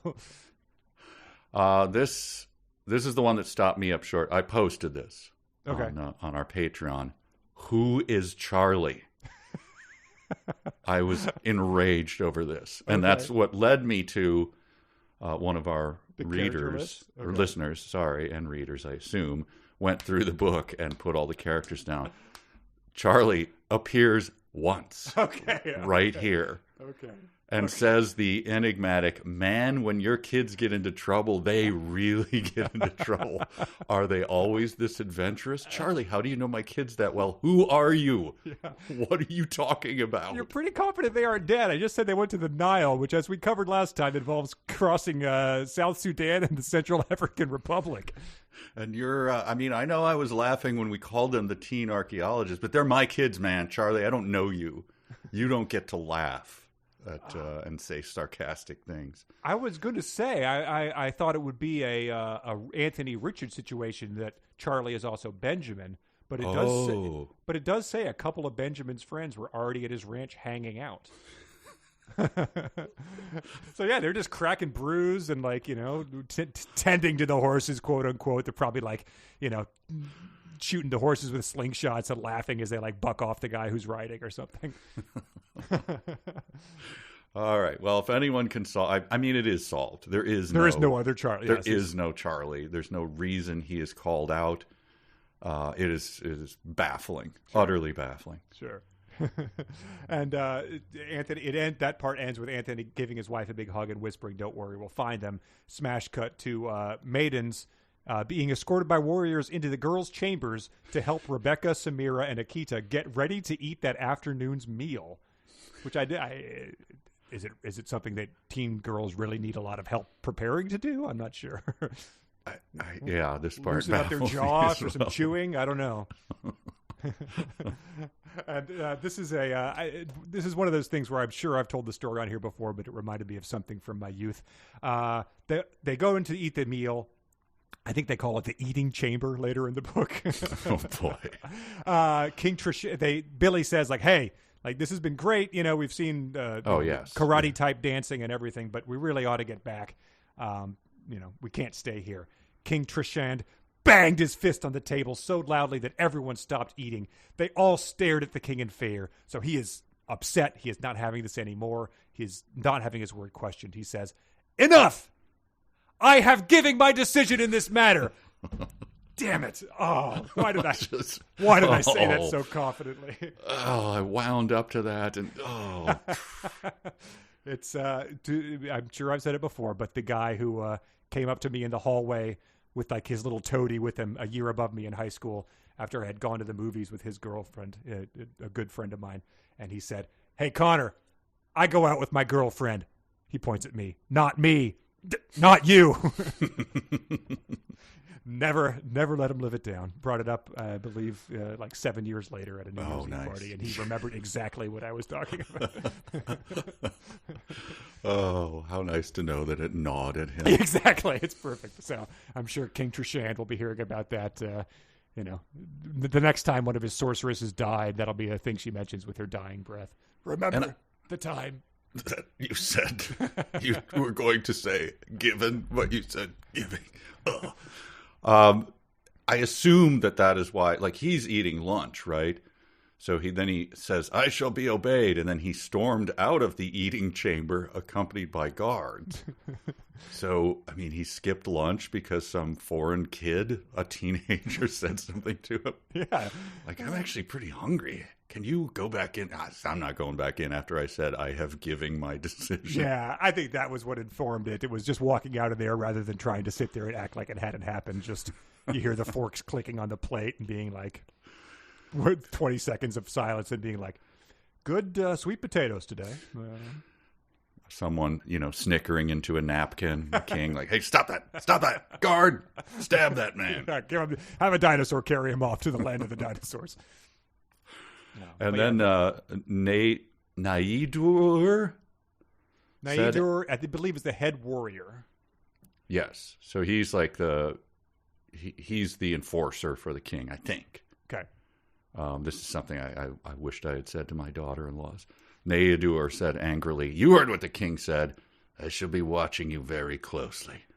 I will not hesitate to destroy each and every one of you.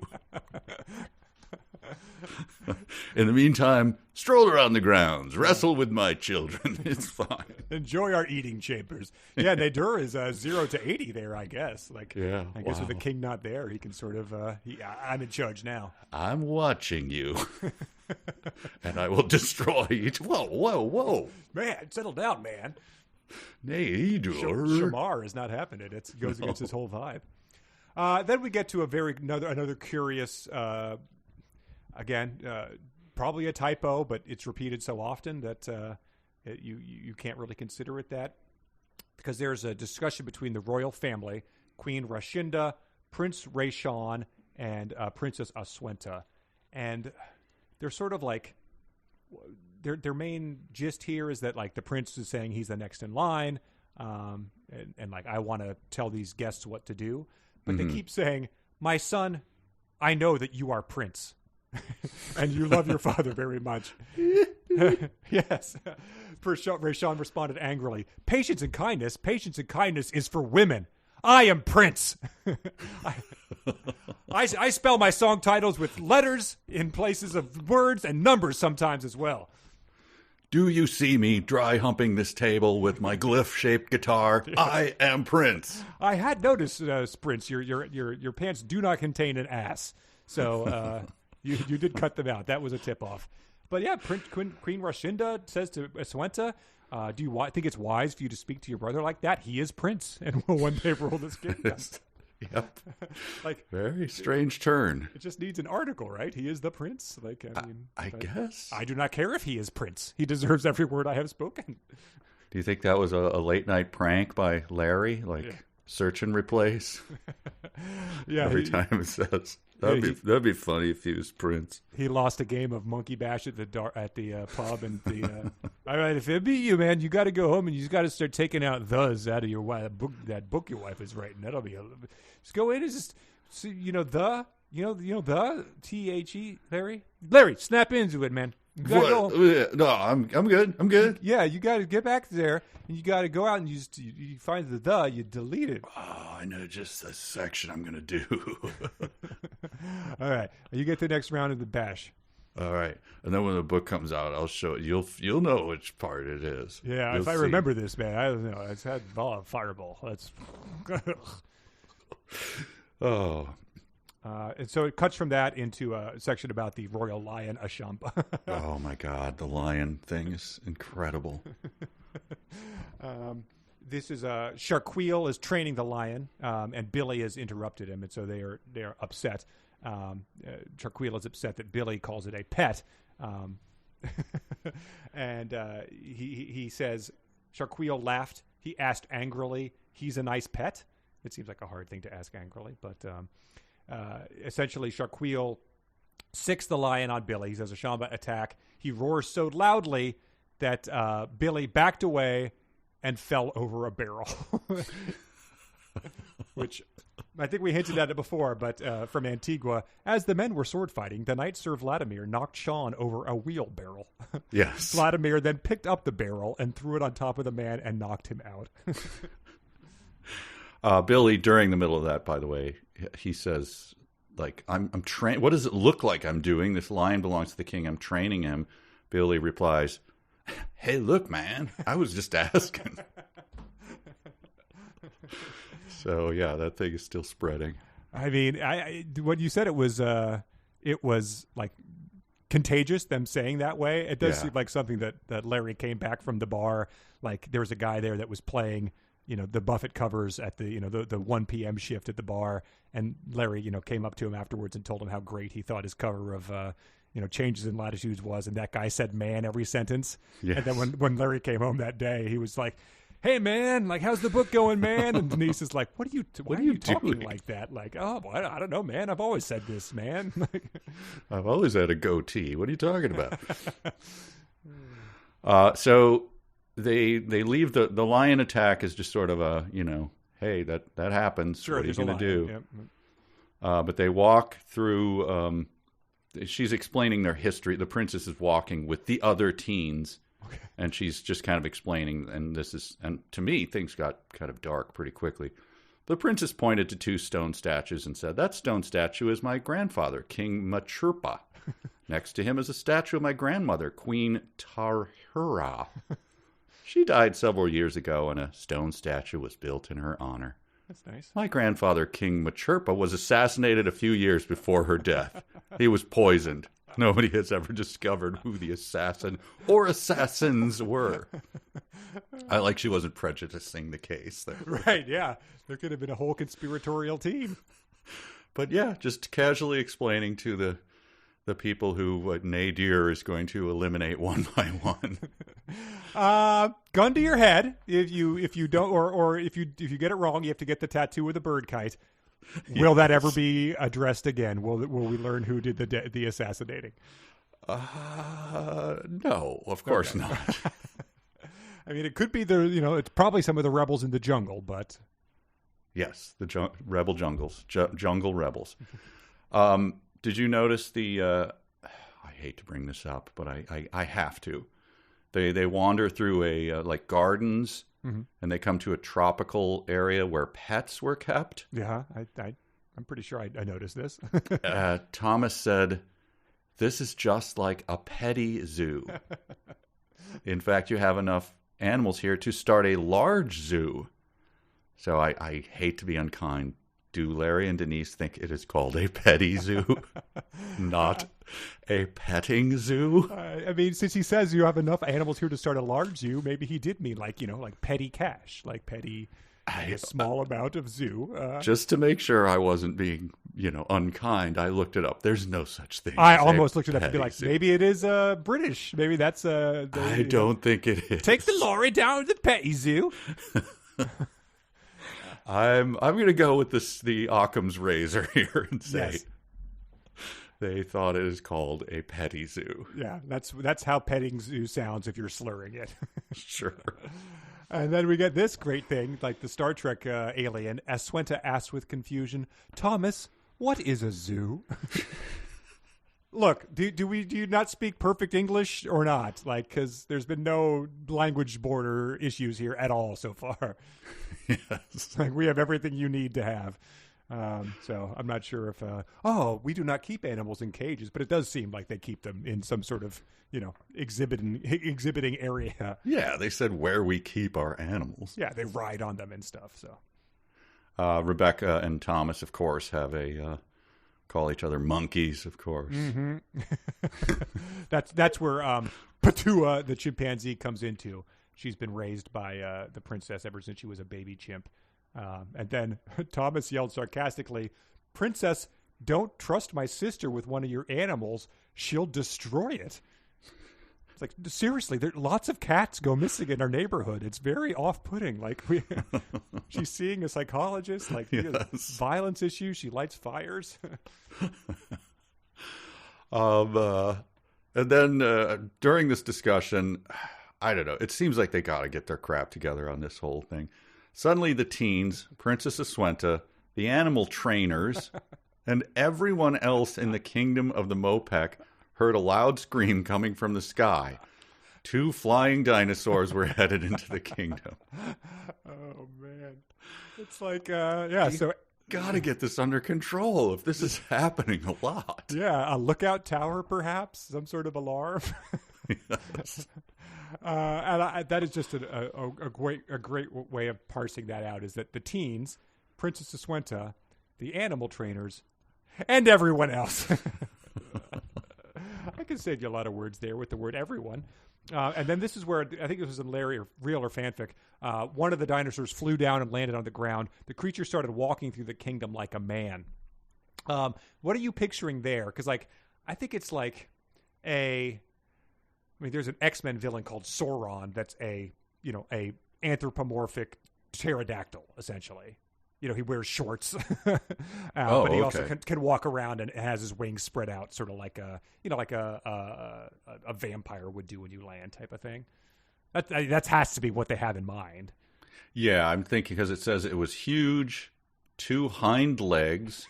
The creature stretched upwards to over 14 feet tall, so 14.11, 14.6, hard to say. Could be 35 feet tall. Over 14, covers a lot of ground.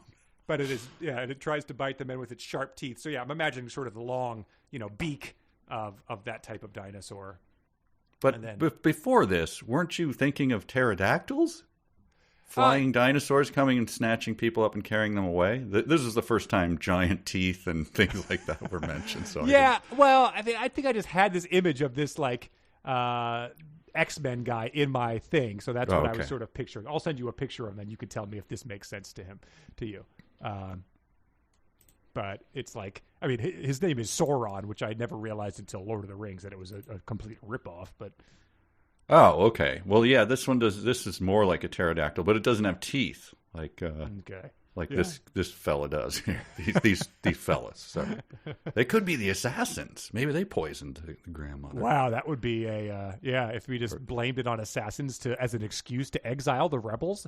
When the assassins, their enormous teeth clamped down on the king, and then the assassins flew off with them to the land of the dinosaurs, and that's why we had to banish those rebels who, were from a sort of a different part of town from us.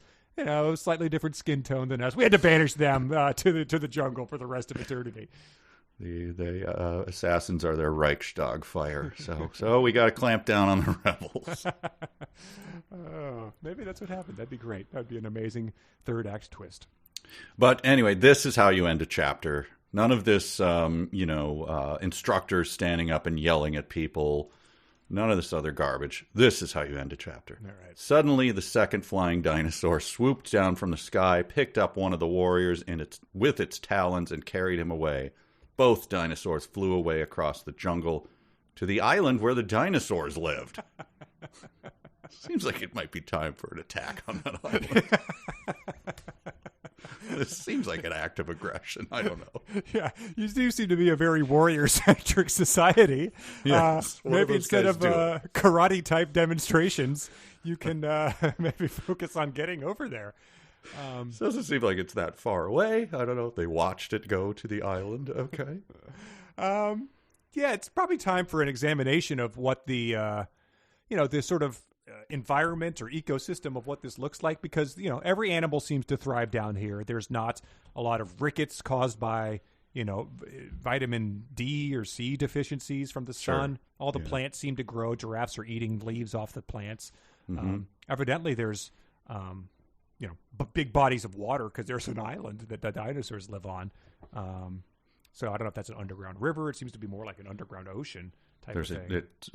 Enough to support a gigantic gorilla creature. Sure, right. I mean, so seems it's a pretty rich land that lacks. It lacks for nothing. Yes. Yes. Right. So, whatever you need, you've got. Yeah. That's the end of that chapter. Chapter 6 begins, and also in media res, Prince Rayshawn is whispering, "My father has become weak," and then it says he is an advisor named Johansson. Johansson suddenly appears. The king's advisor Johansson said, "Yes, King Trishand is becoming weak. He has put us all in danger by letting the strangers live. I tried to warn him, but King Trishand doesn't listen to me anymore." And then it says, the group of traders broke up the secret meeting and went back to the celebration. What the group didn't know was that the princess was hiding nearby and heard everything they just said. That's storytelling for you. That comes back again as well. But yeah, he says, I tried to warn him and all of that. He did? When? This is the first appearance of you, and I would not be surprised if it's the last one. Yeah, let's see. There was no you warning anyone. This is in the middle of nowhere. All of a sudden, you just like, I tried to warn him. Do you have any record of that? Because that may come up in our court proceedings. Geez, we don't have phones, so I don't know. I remember a conversation. If only we had certified mail down here, I would have sent myself a copy of the memo I sent to him. That's a failing. I guess we do lack for some things. Johansson does come back several times. So okay, we'll have to all right. keep an eye on check that chart. Yeah. Here's another thing that they were confused by the concept of zoos earlier, even though they seem to have a lot of the same cultural touch points as us. Mm-hmm. Aswenta, who has then overheard this conversation, rushed to her father and tried to explain to him what she had heard. The king wasn't listening to his daughter at all. He was having too much fun watching and listening to the entertainment. Several dancers dressed in gypsy costumes danced for the king and queen. So that's that's a cultural touch point we have too. It could be the sort of thing where like what we're thinking of that, what if you saw green as I see yellow, man? Like maybe they're all dressed like the Philly Fanatic and that's what passes for that down here or something. But I just a good thing to see translated to the land of the Moepek. Unexpected, to say the least. Yes. So Prince Rayshawn, no wait, so Isabella, she's the evil one? She's the evil sorceress. Okay. So I didn't really, but she tries to warn the king, but the king won't have anything of it. Princess Aswenta tries to warn the king. Yeah, and he's just like wow, I'm enjoying the entertainment. And then he storms out of the salon, which he's been doing a lot lately. Yeah. Yes, he's storming out of places. Guy hasn't had a meal in years. Isabella smiled and then started laughing. So King has stormed out of the salon. She whispered to herself, "Soon the royal family shall be destroyed, and Prince Rayshawn and I shall rule this kingdom. I don't have to do much of anything. They shall destroy each other. Soon this palace shall be mine. My parents' memories shall remain within the walls of this palace forever, and I shall remain here to honor them both." The king is like, forgot my coat. I heard everything you just said. Yeah. Gonna have you beheaded. So You should have probably not said that out loud to yourself seconds after I stormed out of the chamber. Oh, man. Where is that? Oh, yeah. It's like you can traditionally... That was you skipped ahead a chapter, by the way. Oh, shoot. Sorry. But yeah, traditionally you can just steeple your fingers and say moo ha ha ha when that is what's happening. I thought the salon... I forgot we went back to the salon. Yes. So I was reading in the salon again. Yeah, these are shorter chapters. But so what happens here is Isabella is handling her pet snakes. Okay. Which this is where they start introducing the thing of object permanence being a tricky thing for people. Isabella has stood up and walked over to her pet snakes. She held the snake and walked over to her crystal ball. She was still holding her pet albino python around her shoulder. Okay. Wait, so because there's someone listening outside. So set the scene for me. He's in the salon, and they come in and try to tell him that there's a plot against him, and he's like, "Stop it! I want to enjoy my salon time." He's watching the dancers. Then the next time, I think they do this. Okay. So there is a double beat. They do the double beat. Yes, you're forgiven for. Okay. And she also says to herself, "I will not allow Aswenta to get in the way of my plans. If she interferes, I shall simply have to put her under a sleep spell for the rest of her young life." And someone's at the door doing the very annoying coworker back of the knuckles, knock knock, yes. Bringing your snake a rat to eat. I couldn't help but hear you're playing against Aswenta. Okay. We then at the rest of that chapter 1, we get introduced to a character that I read as Cleopatra. It is in fact Cleopatra. I read the exact same thing. I was like, what, are they just taking Cleopatra's name? Like, I never noticed until this second that there's not an R. Yeah, and there's a gold-plated King Tut on the cover of the book. I would not have bet that we were going to get a character named Mackie before we got a Cleopatra, but it turns out it was a Cleopatra, so the jury's still out on that.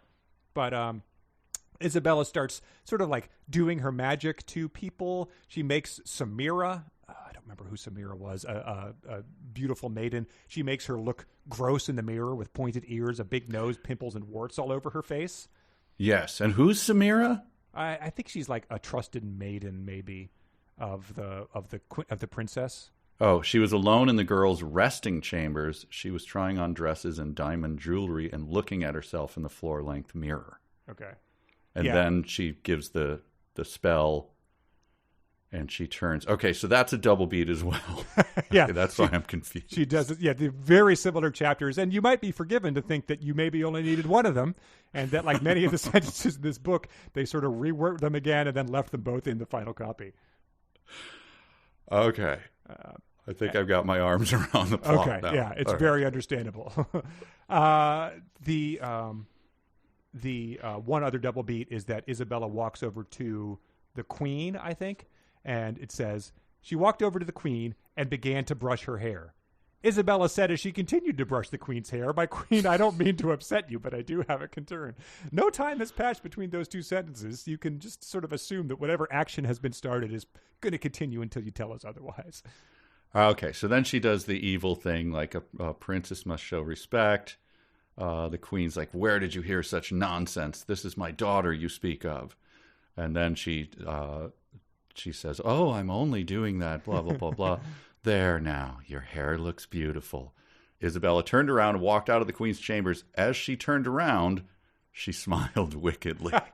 So in case you were thinking this was a good witch who was turning people into pigs. Yeah. And the queen is sitting in front of her mirror, so it's like, I can see you smiling wickedly. Like your face, you look like the Grinch when he decides he's going to invade Whoville. Like, what is going on there? That is a wicked smile. Yes. Okay, so chapter 7, which I had skipped ahead to, begins with what Isabella and Queen Rashinda didn't know was that the maiden Roshana was out in the corridor eavesdropping. So, what? This is the second time Roshana has eavesdropped on something. Okay. In 2 consecutive chapters. I don't know what she eavesdropped on, though. Oh, I guess that Isabella said that Roshana was being a traitor. So Roshana knows that Isabella has it out for her. Okay. She didn't eavesdrop on her smiling wickedly. That'd be a hard thing to overhear. Okay. But several maidens were floating and playing in the warm waters of the hot spring as Isabella walked past the monkeys that were playing up in the trees. That's the two sentences. I'm like, wait, what? Several maidens floating in the warm waters of the hot spring as Isabella walked past the monkeys. They became extremely noisy and agitated. I mean, if that doesn't tip you off that someone's evil, I don't know what will. Yeah, monkeys. They're like, yeah, you know how the birds get quiet when, the dinosaur is about to come through. Sure. Monkeys start screaming at you. You're probably evil.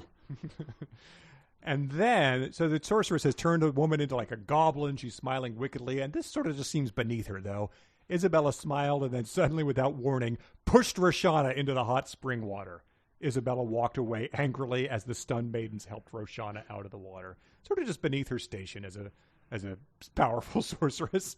Yeah, just because right before that, put a magic spell on Maiden Roshana, turned her face into that of a woman of 75 years old woman. Roshana was only 21 years old and had the face of an elderly woman. Her hair turned completely white. That's a Hall of Fame part of the book, I think.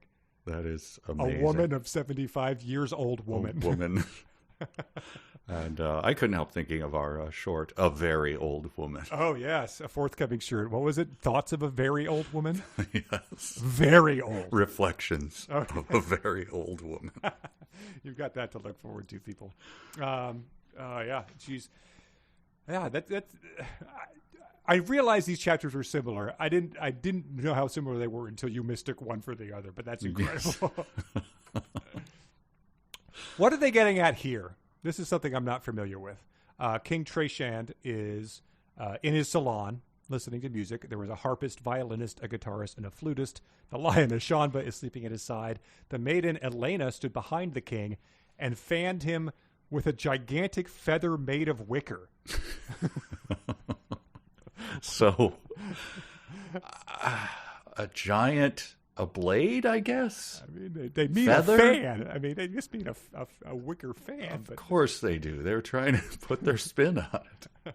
Maybe it's from one of those ostriches with the strength of 5 ostriches. Yes. Those gigantic ostriches probably have huge feathers. I would just like to point out, though, I mean, are they saying this about the king? Like, his people are being snatched away by evil flying dinosaurs who live just down the street. And he can't be bothered to leave his salon because he's listening to pleasant music and being fanned by a feather made of wicker to keep him cool. Sure. There's got to be talk of the assassins coming back to poison this guy, I'm assuming. Yeah. We got to get on this. I mean, Rome is burning. You got to stop fiddling, man. Yeah, it wasn't 3... elders who fell to the thing. It was 3 teens, as specified, who were carried off by the dinosaurs, cut down in their prime. The mourning must still be going on, and the failed king has done nothing to protect us from these constant dinosaur attacks. Yeah. Nothing. And let alone that, his father, so yeah, it was the princess's grandfather who was assassinated. His own father was killed by assassins. He is warned twice in a row that people have it out for him, and he says, "Leave me alone. I won't hear of this." Yes. He pretty much has it coming whenever it happens.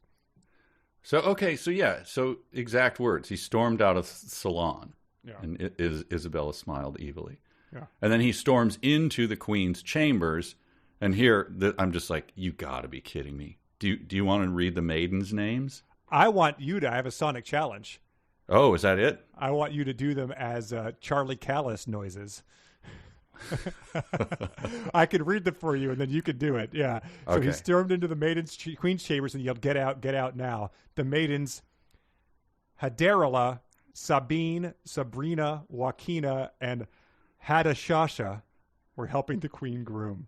So, like, Charlie Callis is the guy that if you might not know who that is, but you probably know his style of comedy. He did like weird little sound effects in the middle of his he would routines. Break down. He couldn't say things. Yes. So the king, he walks into the chamber, and there they are. They're all lined up. They got the maidens. You got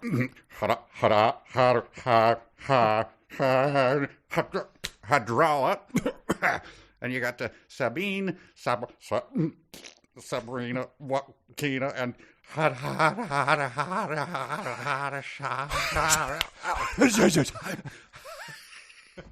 we're helping the queen. I guess how Charlie Callis or Moe and Shemp in the Three Stooges type of thing. Yes. Oh man, those were they're trying to outdo each other with these maiden names here. Hada sha. Jimmy Durante. Yeah. And so he's up there. He's like saying he's upset because the princess is spreading rumors about the prince, and now the evil sorceress, who is, unbeknownst to him, working with the prince, is like doing all this stuff, and so all this infighting is happening, and that's exactly what the sorceress is doing. She's turning everybody against each other, so that's why she's going muhahaha everywhere. Yeah. So she's walking around spreading this poison. Then plot-wise, what the hell happens in this chapter? She's just everybody's storming into everybody's chambers, right? Sure. Yeah, so she storms into there and says that she's been spreading rumors, and then Prince Rayshon is fighting with his cousin Victor. He says, out of all of his cousins, Victor was the prince's favorite, but he didn't trust him enough to tell him his plans to assassinate King Trishant, because Victor was too honorable to agree to such a thing. So, I mean, it's kind of a low bar for honor, really. Right. Not wanting to assassinate the king. So then he goes into... Aswenta was in her chambers with the head maiden Yadira and the seamstress Gwendolyn. Okay. Princess, isn't this a beautiful fabric? Gwendolyn asked as she held up a beautiful yellow satin fabric. A fabric this beautiful will match beautifully against your lovely Moepek skin. All right, now. We're all Moepeks here. Yes. You don't need to... I have impressed, though, at your ability to procure satin. That's a, yes. refined textile there. So we've got that working. They do have silkworms there as well. I don't know. I'm going to start complimenting your beautiful American skin next time we see each other.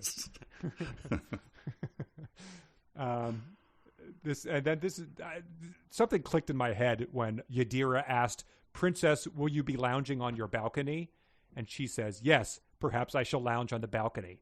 I was like, this is what I bet like the dialogue in your high school Spanish class sounds like to a native speaker, Will you have a tortilla for lunch? Yes, I will have a tortilla for lunch. Yes. And then it even goes on further. Yes, perhaps I shall lounge on the balcony. I shall go out on the balcony and freshen things up for you. And then, more discussions of fabric, too. Gwendolyn So I think someone warns her... Oh, yeah. No, the person goes out there, and that's why the third eavesdropping occurs, because the handmaiden Gwendolyn, or Yadira, goes out there to tidy up the balcony. But and then Rashawn storms in. He storms in. Yeah, he stormed into the prince's chambers. He was very angry at his sister. He stood there and stared angrily. He wanted to make his anger known to the princess. She asked angrily, "Have you lost your mind, brother?" Getting a strong sense of anger happening. And then he says this is a hard thing to sound like super intimidating while you're yelling, because Gwendolyn has started to gather up the satin and silk fabric. The prince yelled, "I said get out! Leave the fabric! You may come back later to retrieve it." So she leave the cannolis. Take the cannolis. But then Aswenta completely forgot that Yadira was out on the balcony. Rayshon had no idea that the head maiden was in the chambers. So then, they have a whole discussion about, like, he threatens the princess. What are you trying to do me? Like, I'm the one that's going to inherit the crown because, they bring it back. I am prince. Yes. And she says, "Don't you dare threaten me. I don't care if you are prince. I'm not afraid of you and you'll never control me." And then this was hard to imagine because it's a hard area to get a grip on. But this is very strange. Yeah. Rayshon walked up to his sister. He forcefully grabbed the princess's chin so hard that she cringed in pain. She gasped. She cried out in pain, "Let me go, you're hurting me," which I assume would be, "Let me go, you're hurting me." I'm picturing like the full cheek grab Because the chin is, I'm trying to know my own chin right now. And I've got sort of like a very soft tough. chin. It's hard to get a hold on there. Yeah, it doesn't really do much if you do it. Oh, yeah. Stick with slapping, teenagers. That's what we want from this book. And then this is how this chapter ends, and this made me laugh as well. Prince Rayshawn pushed the princess, and she fell onto one of her lounge chairs. Aswenta started to cry. The head maiden was still on the balcony hiding. She was too terrified to move. She was trembling in fear. Rayshawn stormed out of the resting chamber of his sister. That's some good prose there. Fell onto a lounge chair. The resting chamber of his sister is also quite. Man, I didn't realize how many actual storming in and outs were in this. So much storming. That's fantastic. That's it. Woo! That's it. We got through chapters. The last two chapters were kind of tough for me to, obviously, concentrate on. Yeah, without any sort of action or, 7 new characters being introduced at a time. It's just a lot of, the repeated things happening over and over again is a hard thing to, when you're like, come on, advance it. Have dinosaurs carry someone off. I was almost going to make a little chart of the king storms out of here. I was going to do it with like little characters to try to figure out. Then he storms into the queen's chamber. The queen has these people who are all named, although I'm not sure how old each one is. So kind of let me down there. But anyway. Right. You need all right, we got through it. Diagram of, Billy from Family Circus as he walks around his neighborhood, like the various stormings. Yes. Wow. Well, whew. I mean, it had it all. It had it all. We laughed. We cried. We cried because we were laughing. Let's read some emails. We're going to the party. We're going to the game. We're going to the disco. We're going to cruise out, man. So more of these emails, again, come from our beloved Patreon supporters, patreon.com/372pages. This one's from George. He submitted, he said R, he used the royal, this might be just a jackal theory they've been workshopping in the Discord or something. So our working theory is that Larry and Denise went on a cruise that stopped in Nigeria because we know Lagos has a cruise port, and the Fax King style list of random things they know about Nigeria just sounds like what you pick up from a cruise ship tour. Probably mostly Denise improving herself while Larry was in the Margaritaville restaurant. It says as good a theory as any, I'm guessing. Yeah, that makes sense. I sure. mean, especially if you just, if you put this book out and then everything's a write-off, so. Things did get murkier once they left Lagos, so yeah. Yeah, but, if the geography was not something you really covered, it's unforced error. Here's Mike T making a bold claim that maybe you can back him up on. He says, I'm going to make an outrageous claim, so hear me out. The Ellis' writing technique is reminiscent of the Bible, particularly the older books. For example, here is Judges 7:24. Then Gideon sent messengers throughout all the hill country of Ephraim, saying, come down against the Midianites and seize the waters against them as far as Beth-bara and also the Jordan. So all of the men of Ephraim were called out, and they seized the waters as far as Beth-bara and also the Jordan. They captured the 2 captains of Midian, Oreb and Zeb. They killed Oreb at the rock of Oreb, and Zeb they killed at the winepress of Zeb as they pursued the Midianites.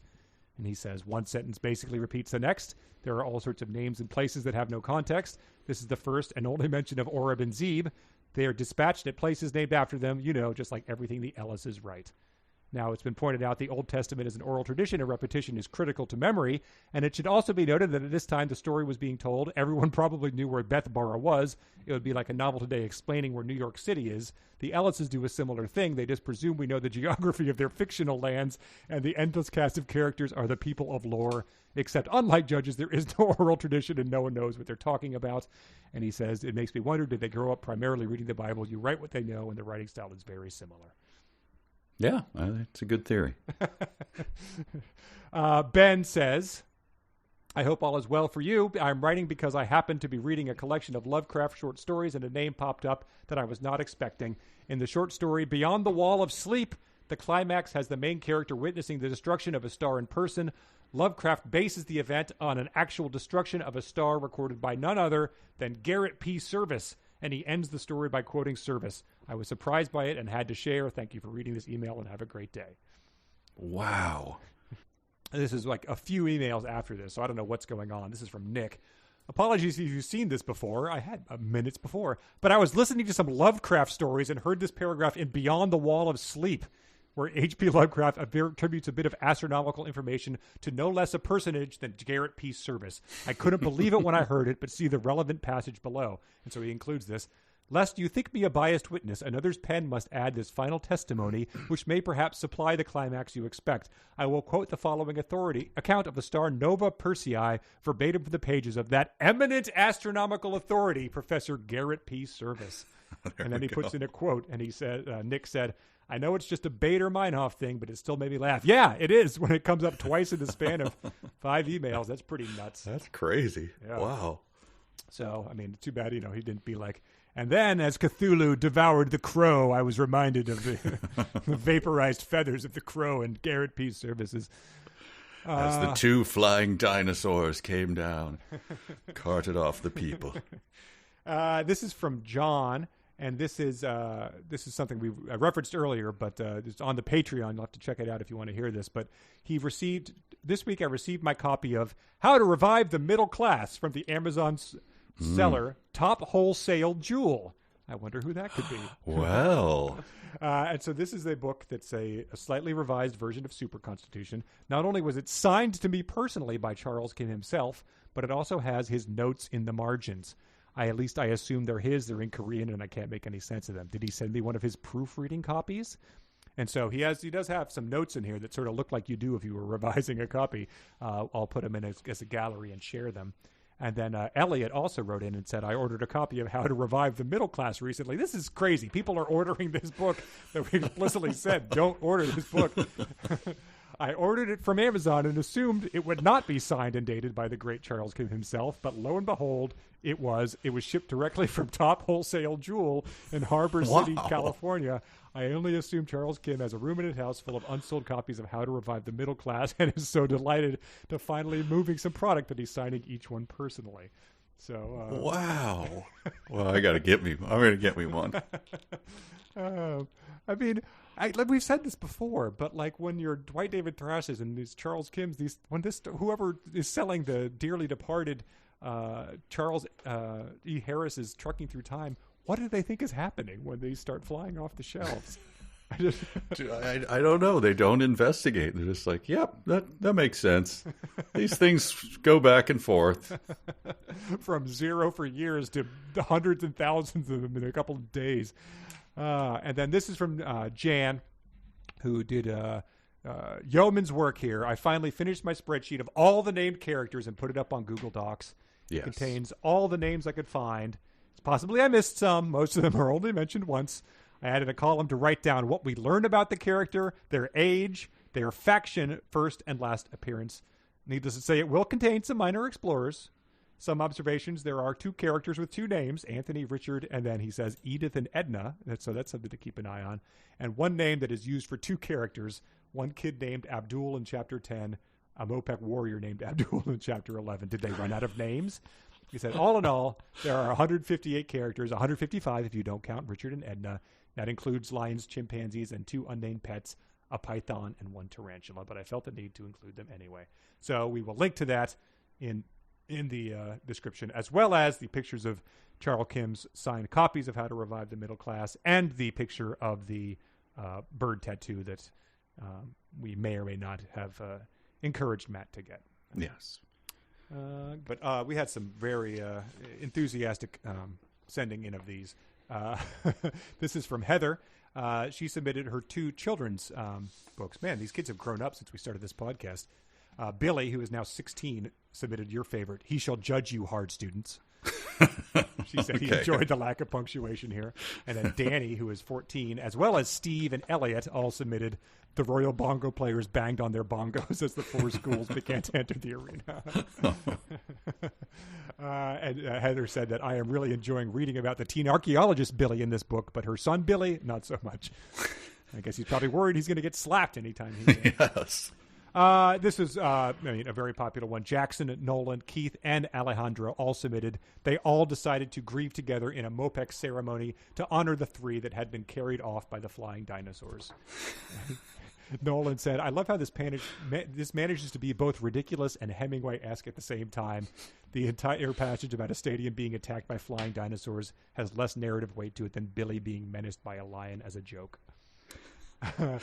Hayden submitted, Arlexandra had a completely different character than her only daughter did. He said, incredible sentence construction to say she and her daughter were different. And I had to look it up. I think we glossed over that. But Arlexandra, King Arlexandro, was a main character in Antigua. I did look that up, and I was like, is this a crossover? What is going on with these universes? Barrels and Sean's. And Mandy submitted, I think the master instructor is pleased with our progress in the class so far, Edith said. And she said, why wasn't this said sarcastically? The instructor just finished yelling at all of them about how terrible they were. This would be the one place where sarcasm would have worked. Right. Rachel submitted, for one thing, there are rules we must follow in our own civilization, just like here in the land of the Moepek. And he said that England and Moepek are both similar because they both live in a society. Chap submitted, the men continued to fight the creature. And then he said, one of my favorite Ellis techniques from Antigua was the ability to create an action scene with no attempt to describe any attributes of the engagement other than to assert it was occurring. This sentence is so dull and flaccid you could almost picture the nearby characters checking their text messages as the scene plays out. Harrison submitted, have you any ideas how many swords and spears are in there? And he said, no idea, but lucky you just said polish the shields and not the spears. Ruth and Jordan and Amanda and Balaji submitted. Thomas said sarcastically, we have nights just like that on every 4th of July. Okay. So the British teenager. Christine and Lindsay submitted, Sir Thunya chose 7 girls to compete in the first ever Moepek Teen Challenge. And they said we had 21 names across the other 3 schools. They couldn't come up with another 7, but they did. They gave it to us just before the dinosaurs swooped in. Mm-hmm. Claire said both dinosaurs flew away across the jungle to the island where the dinosaurs lived. She said, my childhood obsession was dinosaurs, and I'm going to be that guy and point out that there have never been flying dinosaurs. Pterosaurs are their own thing, not categorized as dinosaurs. I realize it's the least of Larry and Denise's mistakes, but it just triggered me. So that's something I did not know that. I didn't know that either. Harris submitted, they were practicing to fight with bamboo sticks made into weapons. He said, alternatively, they were fighting with bamboo sticks.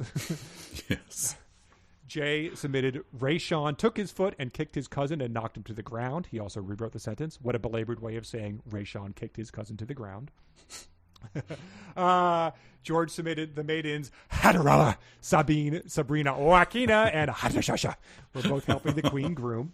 He said this list of extremely dumb names, concluding with the word groom, is just such a perfect exemplar of the Larry and Denise style. It doesn't get any better. Waka submitted, Isabella smiled and then suddenly, without warning, pushed Roshana into the hot spring water. He says not only there are a few commas missing, but doesn't suddenly also already imply without warning. Yes. Voluntari submitted, he is prince and will one day rule this kingdom. Mike submitted, she and Rebecca put their chimpanzees down and they ran back up into the trees. And he said, thanks to the ambiguous pronoun, we're allowed to imagine a pair of chimps watching as 2 teenage girls scurry up into the treetops. Sean submitted, oh, wow. I think this is also from Sean. I couldn't have just written it down. Sean submitted, Sean said non-caringly, as you wish. Wow. There were 2 non-caringlys in this section. I only highlighted 1. Mike T. submitted, there were several stone statues of kings and queens who had before their deaths ruled in the kingdom. I noted that. That's traditionally when most ruling takes place, is before the death. Mike B. submitted, in one of the Moepek training schools, there were 5 teens that were determined to one day make it into one of the Moepek warrior training sessions once they reached 21 years of age. Andrew submitted, at that exact moment, the teen archaeologists decided to take a morning stroll through the kingdom after breakfast was served. John submitted, this is the last one. Isabella is approaching, so this is the context. It's when the sorceress is approaching this. Rayshawn whispered sarcastically to his cousin, beautiful women usually are, because his cousin just said, here comes trouble. Oh, yes. Yeah. And he just said, I had to include a bit of context. These teenage warriors are cracking the same jokes as the old guys at a bar who think they're hilarious. This book just keeps on giving. I had one that we didn't touch on. It was... Oh, nice. I forget who's saying it. Damn it. You read yours and I'll find out who said this. Oh, mine, I'm just going to bring up Petty Zoo again. Billy, who says it? Thomas This is just like a petty zoo. That's my... Pretty sure they mean something else there. Okay. I'm trying to find the context for this, but my sentence was just one of the people, I think it's one of the Moepeks, just says, "I'm telling the king on you." So once again, it's as if they took the leading one off of the age of these kids. That is Thomas, who has just been dressed down by the head warrior Nadur, and Thomas is running away saying, "I'm telling the king on you," as a 6-year-old might say. Yes. The guy who just said, I swear to God, I'll wipe out each and every one of you. He runs out going, "I'm telling the king on you." Yeah, he says, "I'll make sure you're beheaded." So, yes. All right. Whew. All right. Well done. We got through it. Yep, we got through it, and there's more to come. Stuff that I had to leave out of fanfic that was so good that we just had so much good stuff that I didn't want to spoil it. So a lot to look forward to. I really can't wait. We'll post the assignment in the description. Larry and Denise, thank you. That's all I can say. and everyone reading it, we'll see you next time. Bye.